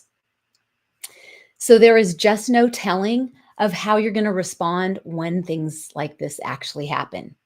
So you can prepare for it, you can grow, you can do everything that you can, but you really don't know how how you're going to be until it actually intersects into your life. But I'm going to share with you my process and what I've done, and maybe whether you're going through it right now, or maybe some of you watching this is all over social media. Maybe some of you are in this exact same situation because you are a part of that same business, or you're something similar, or and you're like, oh man, I'm so interested to hear what Traci's about to say. Or maybe you're somebody who this is not going to happen. You're going to just store this away, and you'll be able to share this with somebody else that you know, or this years down the road, you'll be able to pull this out and say, you know what, I have something that I took some notes and somebody shared this with me, and I had hoped I'd never have to use it. But you know, life is messy. And so you may have to use it. I pray you don't. But if you should, let me just tell you, I'm still here 3 months later. I'm full of hope. I am imparting to you what I've learned so far. And I'm sure if you talk to me in another 3 months and another year, I'll have so much more to share with you. But revolution, according to the dictionary, means this: a forcible overthrow of social order in favor of a new system. Well, that system left me out of the new order. And maybe some system has left you out of the new order of business, out of a new order of family, a new order of your marriage, new order of health. And revolution, as I see it, and as I'm going to frame it today, is what happens around you, what happens to you. But transformation is what happens from the inside out. And so how will you respond? And I'm going to share with you now 10 transformative ways that I responded and am continuing to respond to recent revolution of my life. So number one, you can take notes if you care to, but each one of these, I believe we could land on, and we could spend an hour over coffee together talking about, but I'm just going to move through them very quickly because I don't have that much time. But I think you can grab them and maybe dive in a little bit on your own later or down the road, or maybe we can do this later together, and we can we can kind of dive a little deeper into this. But I'm doing this with my team, and I'm certainly doing this alone and with those people in my inner circle. Number one, I allowed myself to feel it. I didn't try to push it down. I didn't try to push it away. I just allowed myself to feel it. I cried as my body let it, but I didn't cry for the first few days. I just went into complete shock. I was like, I just let my body process through how my body processed through. I didn't have expectations for myself. I mourned in the way that my body mourned. And as I got with safe people, the tears flowed, and I just let them flow in an ugly cry sometimes, and in a really, what I called sometimes grief leaks. And sometimes I would just be talking about something else, not even thinking about it, and just tears would be flowing down out of my eyes, and I just let it go. I didn't have a prideful, like trying to wipe it away, and I just didn't even try to put on my makeup. I just let it leak. I let it come out of my body in a healthy way, because our bodies are meant to process all of these feelings and emotions. Emotions aren't bad. And I brought trusted friends close so that they knew as it's going, like, hey, this is just what's going on with me. And as grief leaks, just don't be put off by it. That's just going to happen. Number two, I shut out all outside noise. Everybody processes in a different way, but I did not want to let in negativity. The last thing that my hurting heart and mind needed at that time was to bathe my brain and heart in negativity, in bitterness, in rage and anger. If I was going to process through my own emotions in a healthy manner, I needed to do so for the purpose of resolution and toward positive healing. Did it stink? Yeah, it stunk. Do I wish it was different? Yeah, but I knew I'm a person of faith. So bear with me for a second. I knew that God was going to use this for good. I had faith in that. And so I just needed to lean in, even though it felt terrible and shocking and scary and all the feelings that I was feeling. I wanted to bathe my heart and brain in hopeful things, not in negative things. So sometimes I would be listening to a podcast and it would be going down a negative way. I just blocked it out. I wanted to relentlessly be choosy about who got access to my fragile heart and my mind to make sure that while he felt in these shattered, kind of bleeding places, felt a little bit, I wanted to make sure that the salve that I was putting on was not toxic. I wanted to make sure it was healing words, healing ideas, healing thoughts. So while it sometimes feels good to let that anger simmer on the stove, I did not want to do that. I knew it wasn't healthy, ideally. Number 3, I reached out to other people who felt the depth of that traumatic decision as well. Other people who were in my position, who were in that, who maybe weren't connected to me in my team, who were in other teams, to ask how they were doing. Because guess what? Oftentimes top earners, top high ranking people in an organization, people don't ask how they are. And so I thought, other people in my position in other teams and other parts of the organization, I knew people probably weren't asking how they were. And sometimes it feels good to serve someone else when you're hurting. A lot of times, all the time, I might even say. It feels good to reach out and serve someone else when you're hurting. We cried bucket loads in front of this very same screen.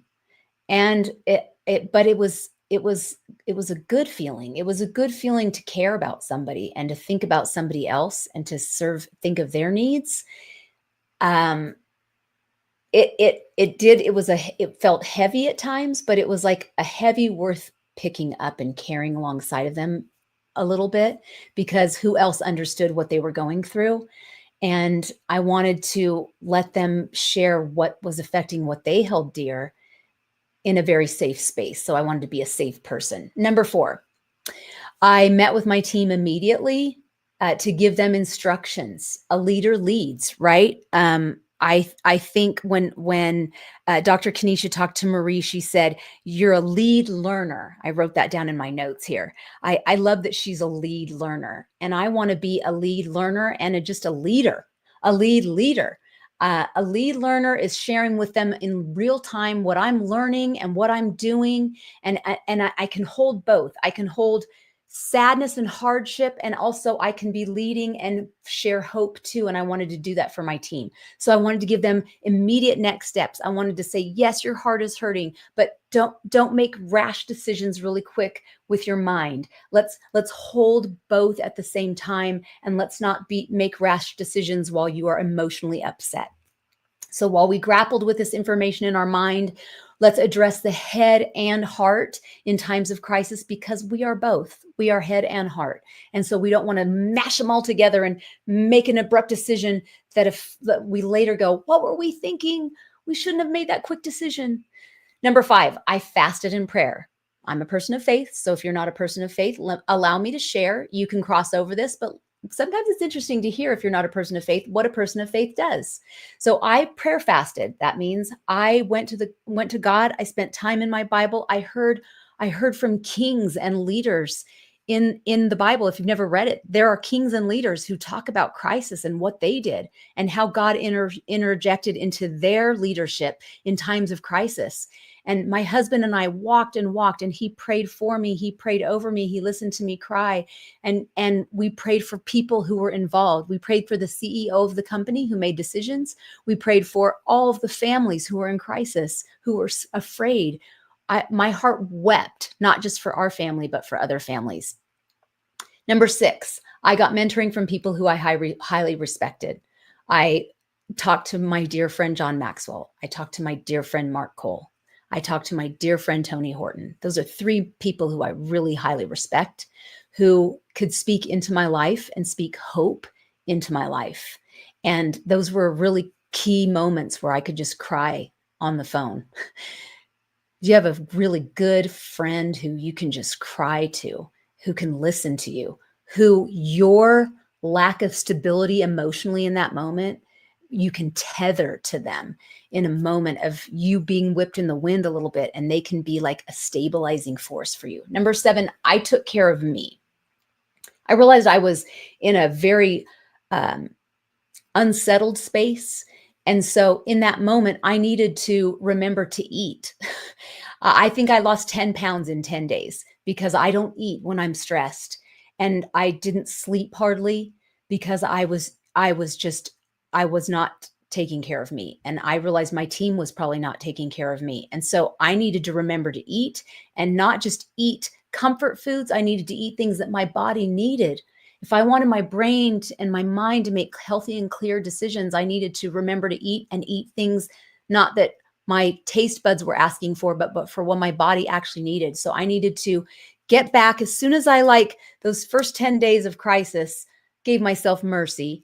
But then I thought, I need to eat things that my body needs to what was the word, refining, to once again make great. I needed refining for sure, Dr. Gary. I needed to refine my body because I was not well. I mean, 10 days emotionally, I needed food again, and good, healthy foods. So in taking care of me, I needed to eat, and eat foods that nourished me.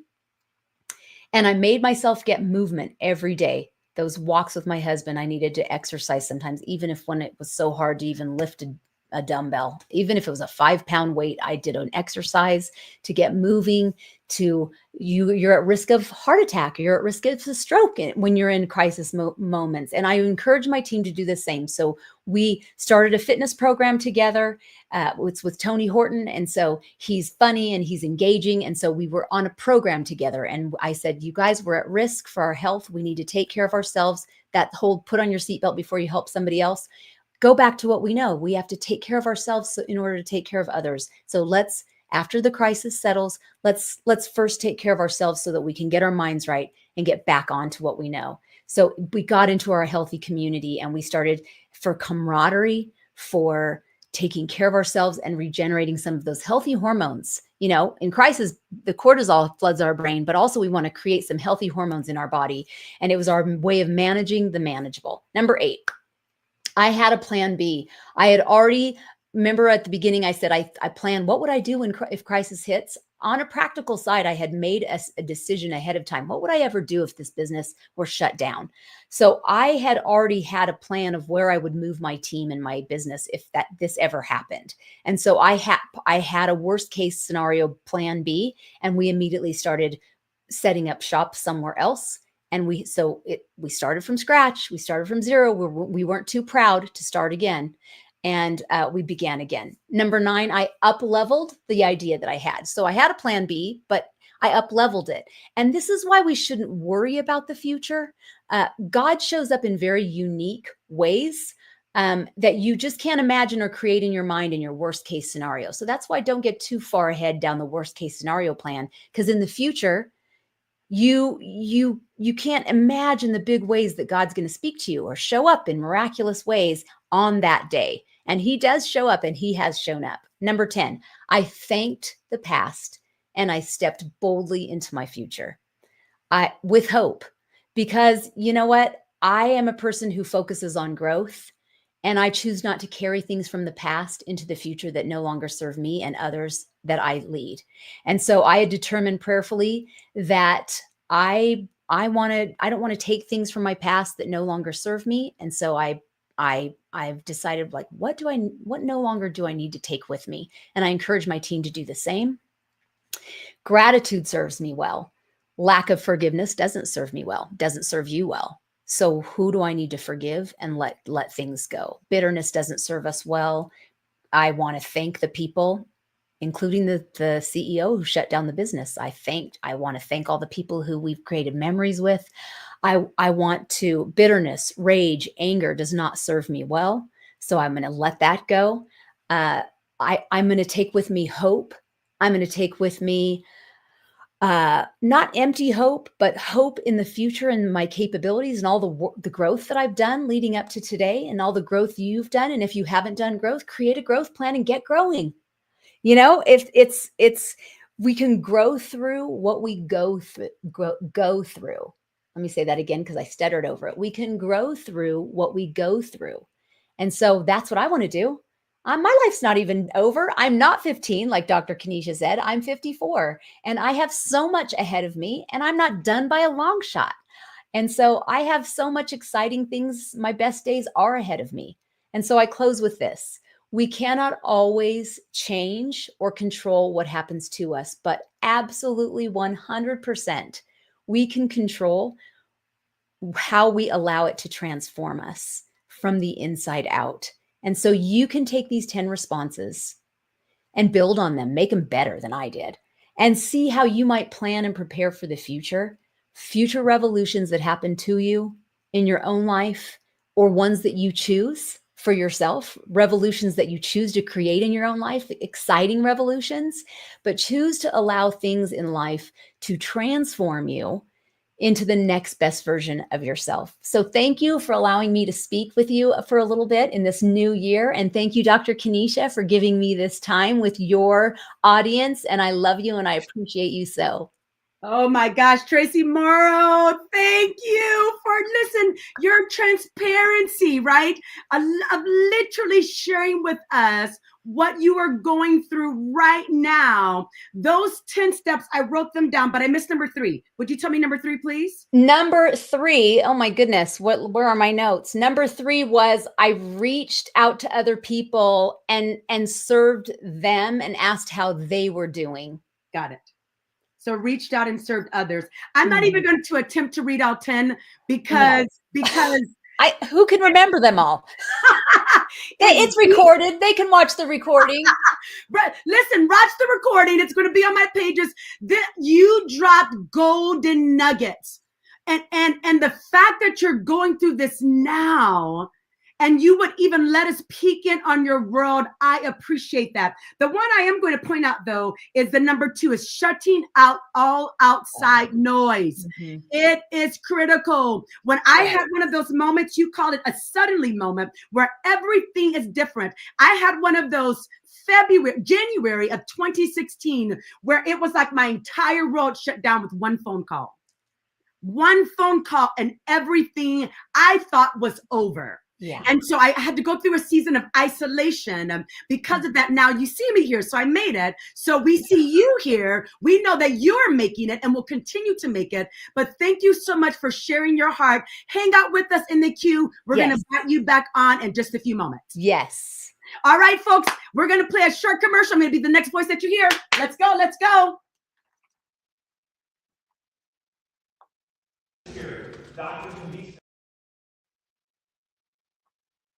Transform Growth Conference 2025. Listen, mark your calendars for Friday, November 7th, 2025, for our full day Transform Growth Conference right here in the high desert. Listen, we're scheduled to have over 350 community leaders in the place. If you want to go and grow to the next level, you want to be in the place.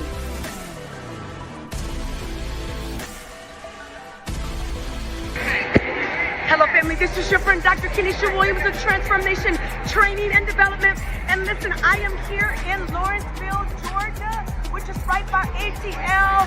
We are at the Live Live to Lead. I have the opportunity to be oh, they're getting started. Gotta go.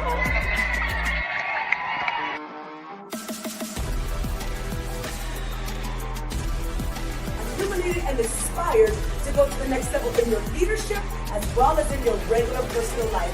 Register at www.drkeneshawilliams.com, and yours truly will be teaching. And teaching, no, isn't preaching. That's it, preaching, it's not preaching. Ready?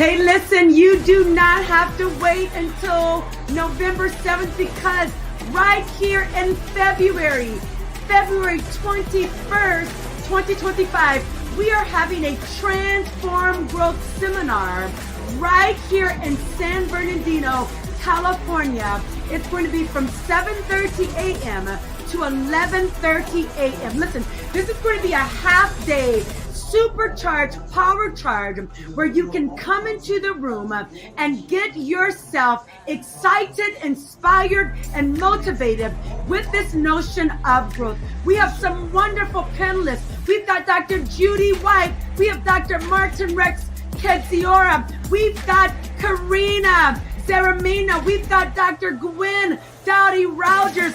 Be in the room. I will be your conference host, and we're going to be in the room in San Bernardino at 8120 Palm Street, California, 92410.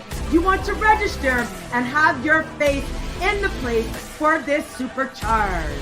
Hey, listen, you do not have to wait until November 7th.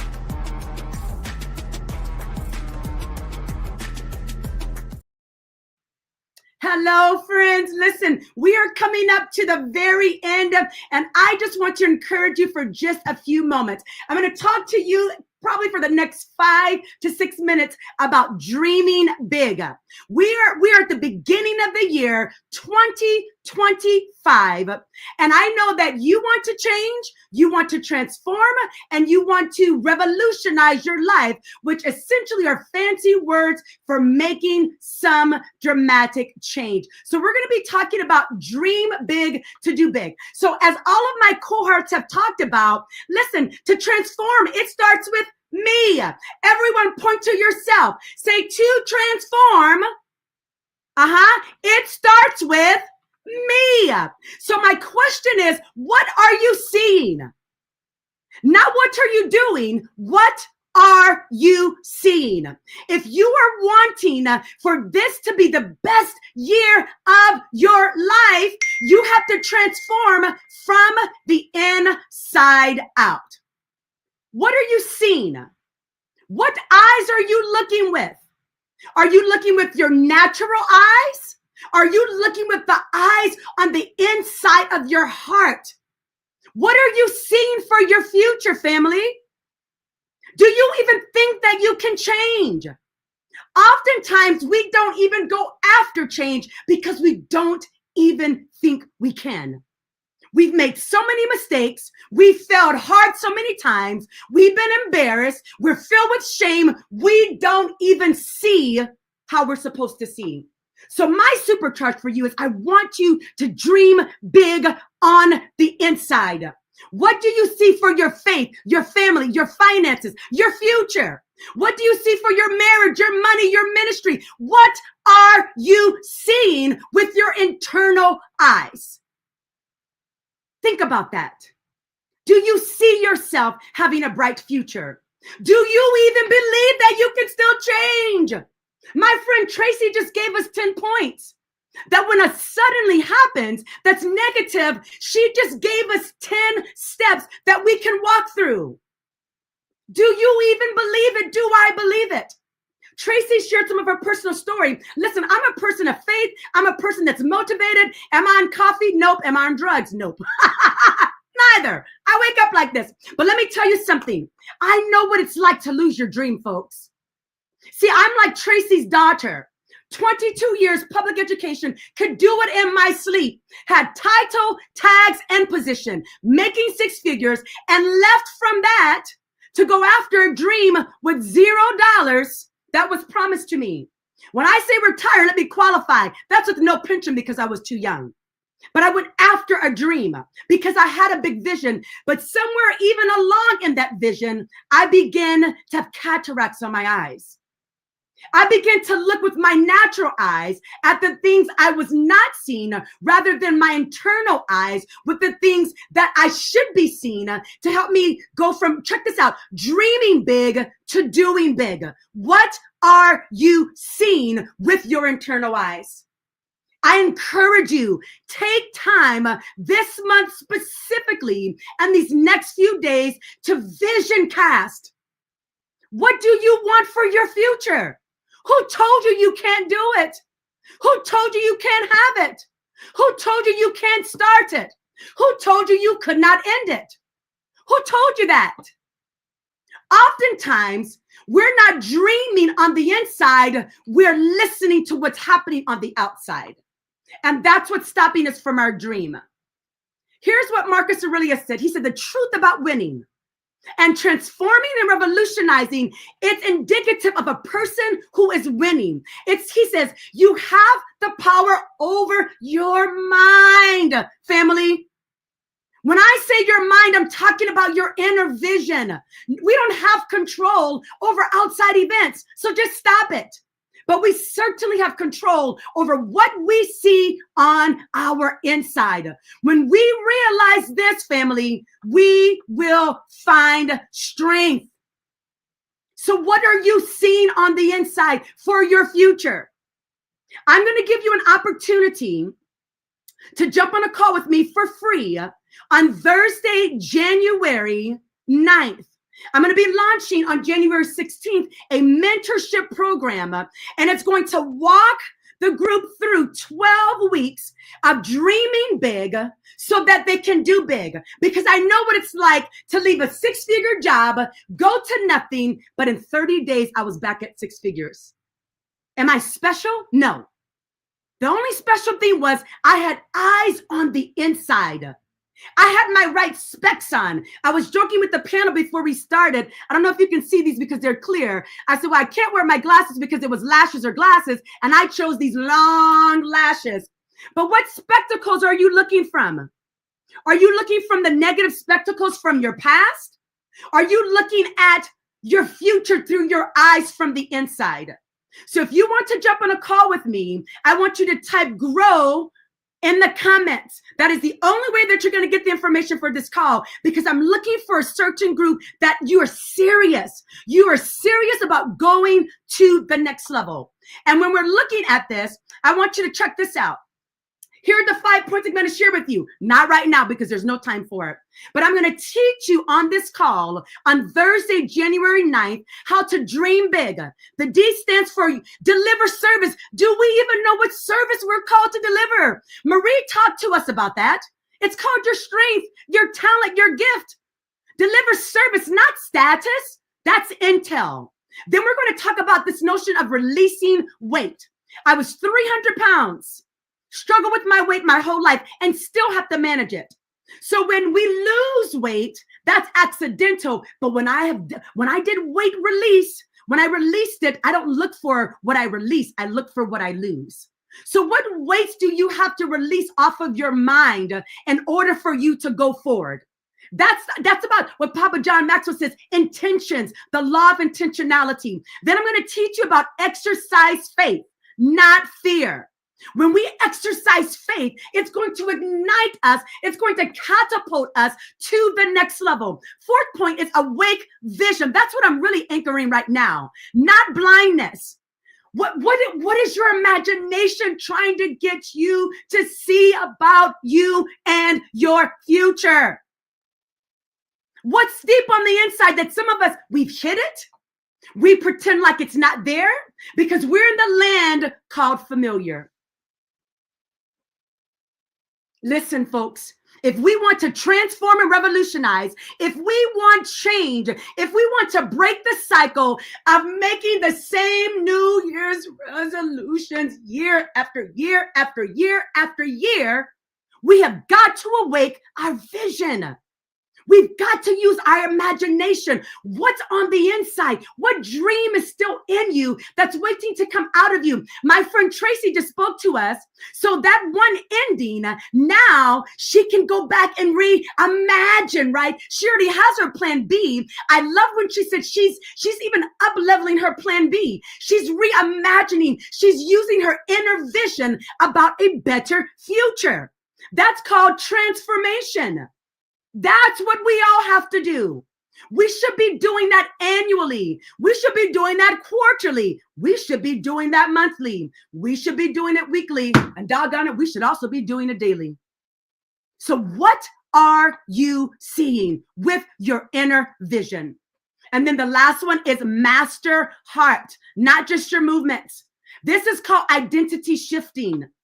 Oftentimes, we don't move because we don't know, we don't see.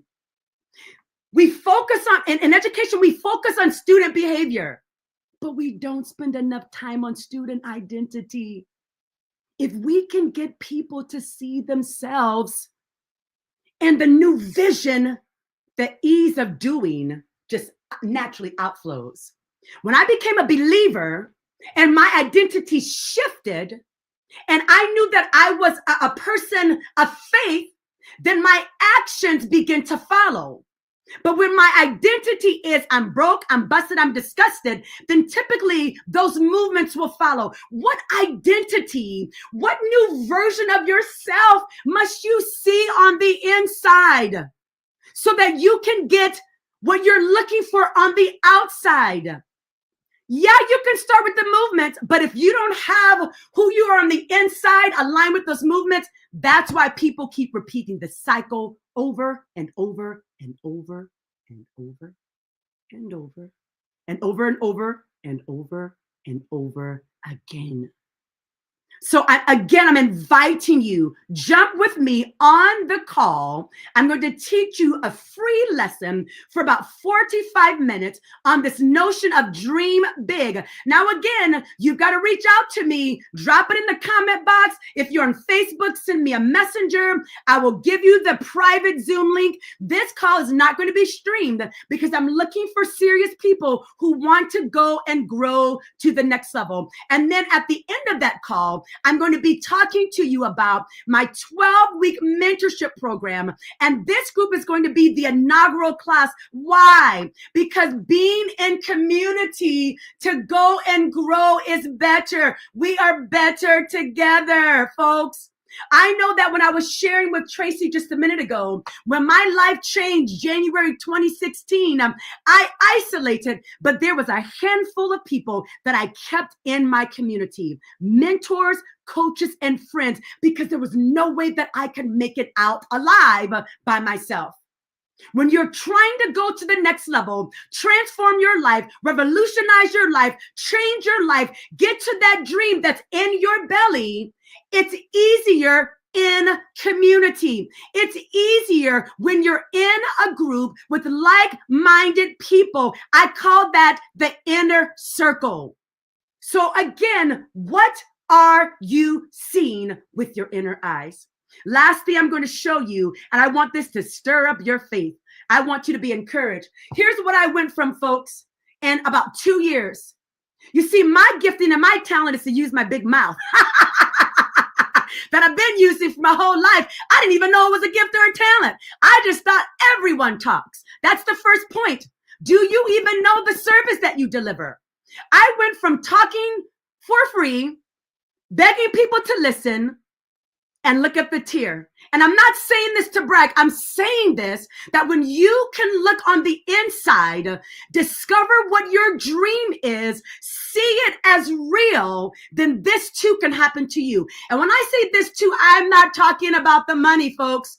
I'm talking about you delivering service that will be significant. And then with significance comes the money. So I went from free to being paid $500 to talk for 1 hour. Then somebody paid me, they had the nerve in COVID to pay me $4,000 to talk for 3 hours. I would have done it for free. Don't tell them though. If they would have just asked, I wouldn't have charged them. I was still working full time. Then I got an $8,000 day. And let me describe what a day is. I'm not talking about a 16-hour day. Nope, not a 12-hour, not an 8-hour. I'm talking about a 6-hour day with 1 hour lunch and 2 50-minute breaks. And someone paid me to talk. Why?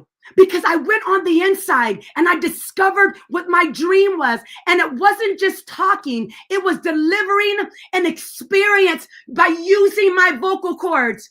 It was motivating, encouraging, igniting so that people can get to their next level. You've got a sheet. You've got a list that if you go with me on this journey of dreaming big, you will also be able to say, hey, I used to do this for free, but look at what I'm doing now. And remember, I'm not talking about the monetary value. I'm talking about on the inside. You see what I'm doing today for free? I am purely energized by this. I didn't wake up. I didn't even go to sleep. Literally. I laid down for 45 minutes. My brain was spinning. I was like, when can we get on? I'm ready to go, baby. Why? Because I've tapped into that gifting. I've tapped into what Marie taught us, my strength finders, which is to add value, right? It's to get people charged. It's a commander. It's to get them to their gifting. When you see with your inner eye, you too will be able to dream big. And as you dream big, you will be able to do big. So for the last time, I'm going to put up on the screen, I want you to join me on January 9th, but you have got to message me the word grow. So drop it in the comment box. If you're on Facebook, LinkedIn, YouTube, I'll be checking those for the next week. If you don't put grow, you're not going to go to the Zoom. Because I'm not going to post about it. I'm looking for folks that are serious about going to the next level. And again, this is going to be free for you. I'm going to teach those points. I'm going to exhaustively teach those points to help you dream big so that you can do big. And my friends, when we can do that, that is what's going to help us to transform and to revolutionize our life. Listen, I hope that few minutes encourage you. We're going to get ready to bring our panel back up. My tech department, bring our panel back up right now. I'm going to just ask you all one question because we have no time for any others. I'm going to ask you all one question. But before we do that, I'm going to read the definition of transform and revolutionize. Let's put that on the screen. We'll read that definition, and then I'm going to ask you one question, then we are done for today. So to transform means what? It means to make a thorough or dramatic change and form, appearance, or character. So it's not just, oh, I did a little change. It's dramatic. It's thorough. It's lasting. We don't just want to change and then we have to keep doing the same change over. We want transformation, folks. If you want transformation, let me see your hands. Put in the chat box, the comment box, transformation. And if you want to revolutionize, one of my friends told me, they said, Kenisha, it sounds like you're calling for politics. When you say being a revolutionary, I said, I am. Politicking on your own self. I'm calling for people who want to revolutionize their own lives, who want to change their own lives. And check this out. The two synonyms that link up for transform and revolutionize is transfigure. When I transfigure, again, that's deeper than just regular change. That is something that is indicative of lasting. That is something that's indicative of permanent. So if you want to transform and revolutionize your life, I want you to go back and even watch this stream. Dr. Gary talked to us. He said it's a process. That's what Dr. Gary told us. It's a process, and we have to keep going even when the opaqueness of life comes and we can't see our way forward. Marie talked to us about strength finders. She talked to us about knowing yourself. We're gonna transform ourselves when we know ourselves. And then we had Kevin. Oh my gosh, he gave us so many good nuggets, but I loved how he said, listen, we don't just need a mentor. We need mentors throughout our lives that can help to coach us at different points of our life. They help us to transform and revolutionize. And then Traci gave us, what do you do when this suddenly happens? When with one phone call, with 5 texts, your whole life changes. You know what you do? You transform and you revolutionize. And she gave us 10 steps to do that. So folks, I've given you that definition, transform and revolutionize. What last thought? And I'm just going to come to each of you in 30 seconds or less. What last thought is pounding in your heart? And I'm going to start with Kevin, then we're going to go to Marie, and then Traci. So what's your last thought when you're thinking of this notion of transform and revolutionize that you want to leave with our audience as we are exiting for today? And we're going to do this each person in 30 seconds or less. Go. Kevin, then Marie, then Traci. To challenge, to accept a challenge. Growth is challenge. Transforming is going through a challenge. This today was a challenge. You know that I was going through this. I can be in front of 5,000-6,000 people and run a 3-hour event and be completely comfortable. And this was a challenge, and I'm just glad to be here and be a part of this with everyone else. Thank you for helping me get through this challenge. Awesome. Thank you, Kevin. Let's go, Marie. Great. So mine actually Kevin mentioned, but was going to be that it's going to be uncomfortable. Any transformation, pushing yourself through that growth, working through it, getting out of that comfort zone. So that is something that I think is something that is uncomfortable, but that we'll have to go through. Awesome. Awesome. Thanks, Marie. Mine would be 3 things, and that would be pray first if you're a person who prays. So if not, you'll leave that one off. But for me, it's just to pause and really seek a higher counsel. Yeah. And then number 2 would be to get trusted counsel from mentors who will lead you from a different space, who can maybe see pieces that you don't see. And then 3, act, because when you act, you can't be frozen. Yeah. You need to act, because when you act, action brings and draws traction. And once you're acting, then you can make adjustments along the way, but you can only bring a transformation when you are in movement. Oh, beautiful, beautiful. So panel, we're going to put you in the queue. Don't leave. I'm going to be on shortly. Thank you so much to, again, Marie, right here in our local community in the High Desert, Victorville, Desert Valley Medical Group, Desert Valley Hospital. Thank you for your leadership. Thank you. We can trust you. Now, I had to go to the emergency room twice in 2023. Wasn't happy about it, but guess who I chose? Her hospital, because I know that I can trust them. Thank you for your sponsorship. Thank you, Kevin Smilen, Victorville Motors. Thank you for your sponsorship again. Thank you, Traci Morrow. We appreciate you all. So thank you, Pam. We're going to have them in the queue as we're getting ready to leave. And I just want to remind you, mark your calendar for Friday, November 7th. We're having our full day leadership conference right here in Victorville, California. Listen, we already have some panel members that have already said yes. Mayor Gabriel Reyes, he's the mayor of Adelanto. Mayor Tim Silva, brand new mayor of Barstow. We're going to have a mayor's panel. So I'm challenging our mayors of Victorville, Hesperia, Apple Valley, jump on board, because we don't want to leave you behind. Then we have Sheriff Shannon Dykes, who's already said yes. He's going to be in our panel. Terrence Stone. We're giving Transformational Leadership Awards, and there are going to be some other special guests that you do not want to miss. What do we do at this conference? There's team building. We're going to be honoring our veterans. Veterans Day is just a few days after this, so some special treats for our veterans. We're going to have a Native American collaboration. I'll give you more information about that later. There's also going to be Cohort Think Tank day where we're going to be in cohorts. We're going to have fun while learning. There's going to be some great food. So you do not want to miss it. But you don't have to wait until then. I'm going to be in San Bernardino. That's right. On Friday, February 21st for a half-day seminar. You do have to register for this. The tickets are super cheap. I think they're like $69. And you see who the panel will be. We will be there live in person. Major shout out. You see all of our sponsors. Again, Desert Valley Hospital, Desert Valley Medical Group, Victorville Motors. We have Marisol Sanchez with Sanchez Enterprises, McDonald's. We have Texas Roadhouse. Thank you so much. Options for Youth, and Goodwill. Goodwill is our venue sponsor for this event. So thank you so much, Goodwill. We've got Global Credit Union, DEMA, Destiny Christian Center, Oxygen for the Soul, Mojave Printing, Victorville, Victor Valley College. We have Hat Tricks. We have Rhonda Dennis. So many sponsors to help us get the word out to grow. So I hope that today has been a value add. This is going to be right here on all of my pages. Go back, watch it again. I know that we went a little bit over 2 hours, but listen, folks, we watch movies that are 2 hours. You may say, well, this is not a movie. Yeah, I know we're not entertaining your soul, but I bet you we're going to help your future. I bet you we're going to help you have a good 2025. I bet you if you go back and watch Dr. Gary Wade White, if you go back and watch Marie Langley, if you go back and watch Kevin Smilen, Traci Morrow, and yours truly, I promise you, you are going to have a transformation experience year. Again, this is your girl, Dr. K. I absolutely love you. I love people. And look at what that banner says. Unapologetically me. That's what I want you to be about yourself.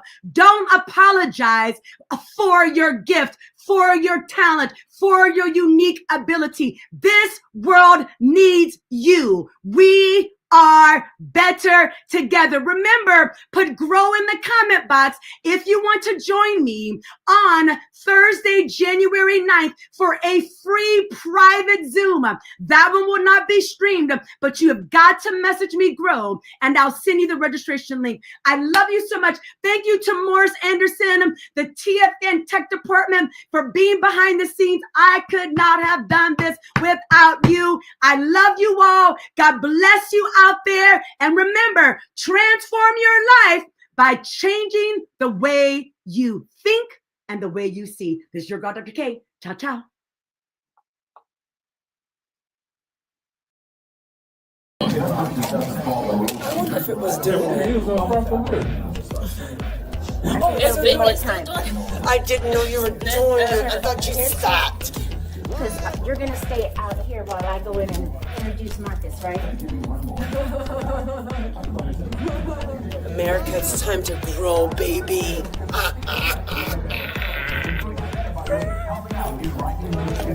You're going to stay out here, right? While I go? Yeah.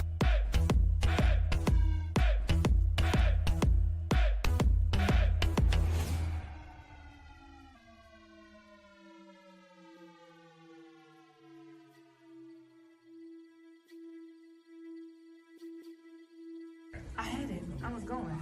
Okay. America, do you want to know what just happened? I don't feel like I want to be in the land of growth. Because Rhonda Dennis, I just taught for 10 whole minutes, my best message ever, and we couldn't get her to just do one thing. Had she been in my last class, oh, well, she was in my last class yesterday, and I just taught her about leadership. We couldn't get her to grow and know how to press record. So now I'm going to have to start another third video over because Friday, January 12th, 2024, and we are leaning into growth. But not only are we leaning, we're leaning way in because we want to be ignited, inspired, illuminated.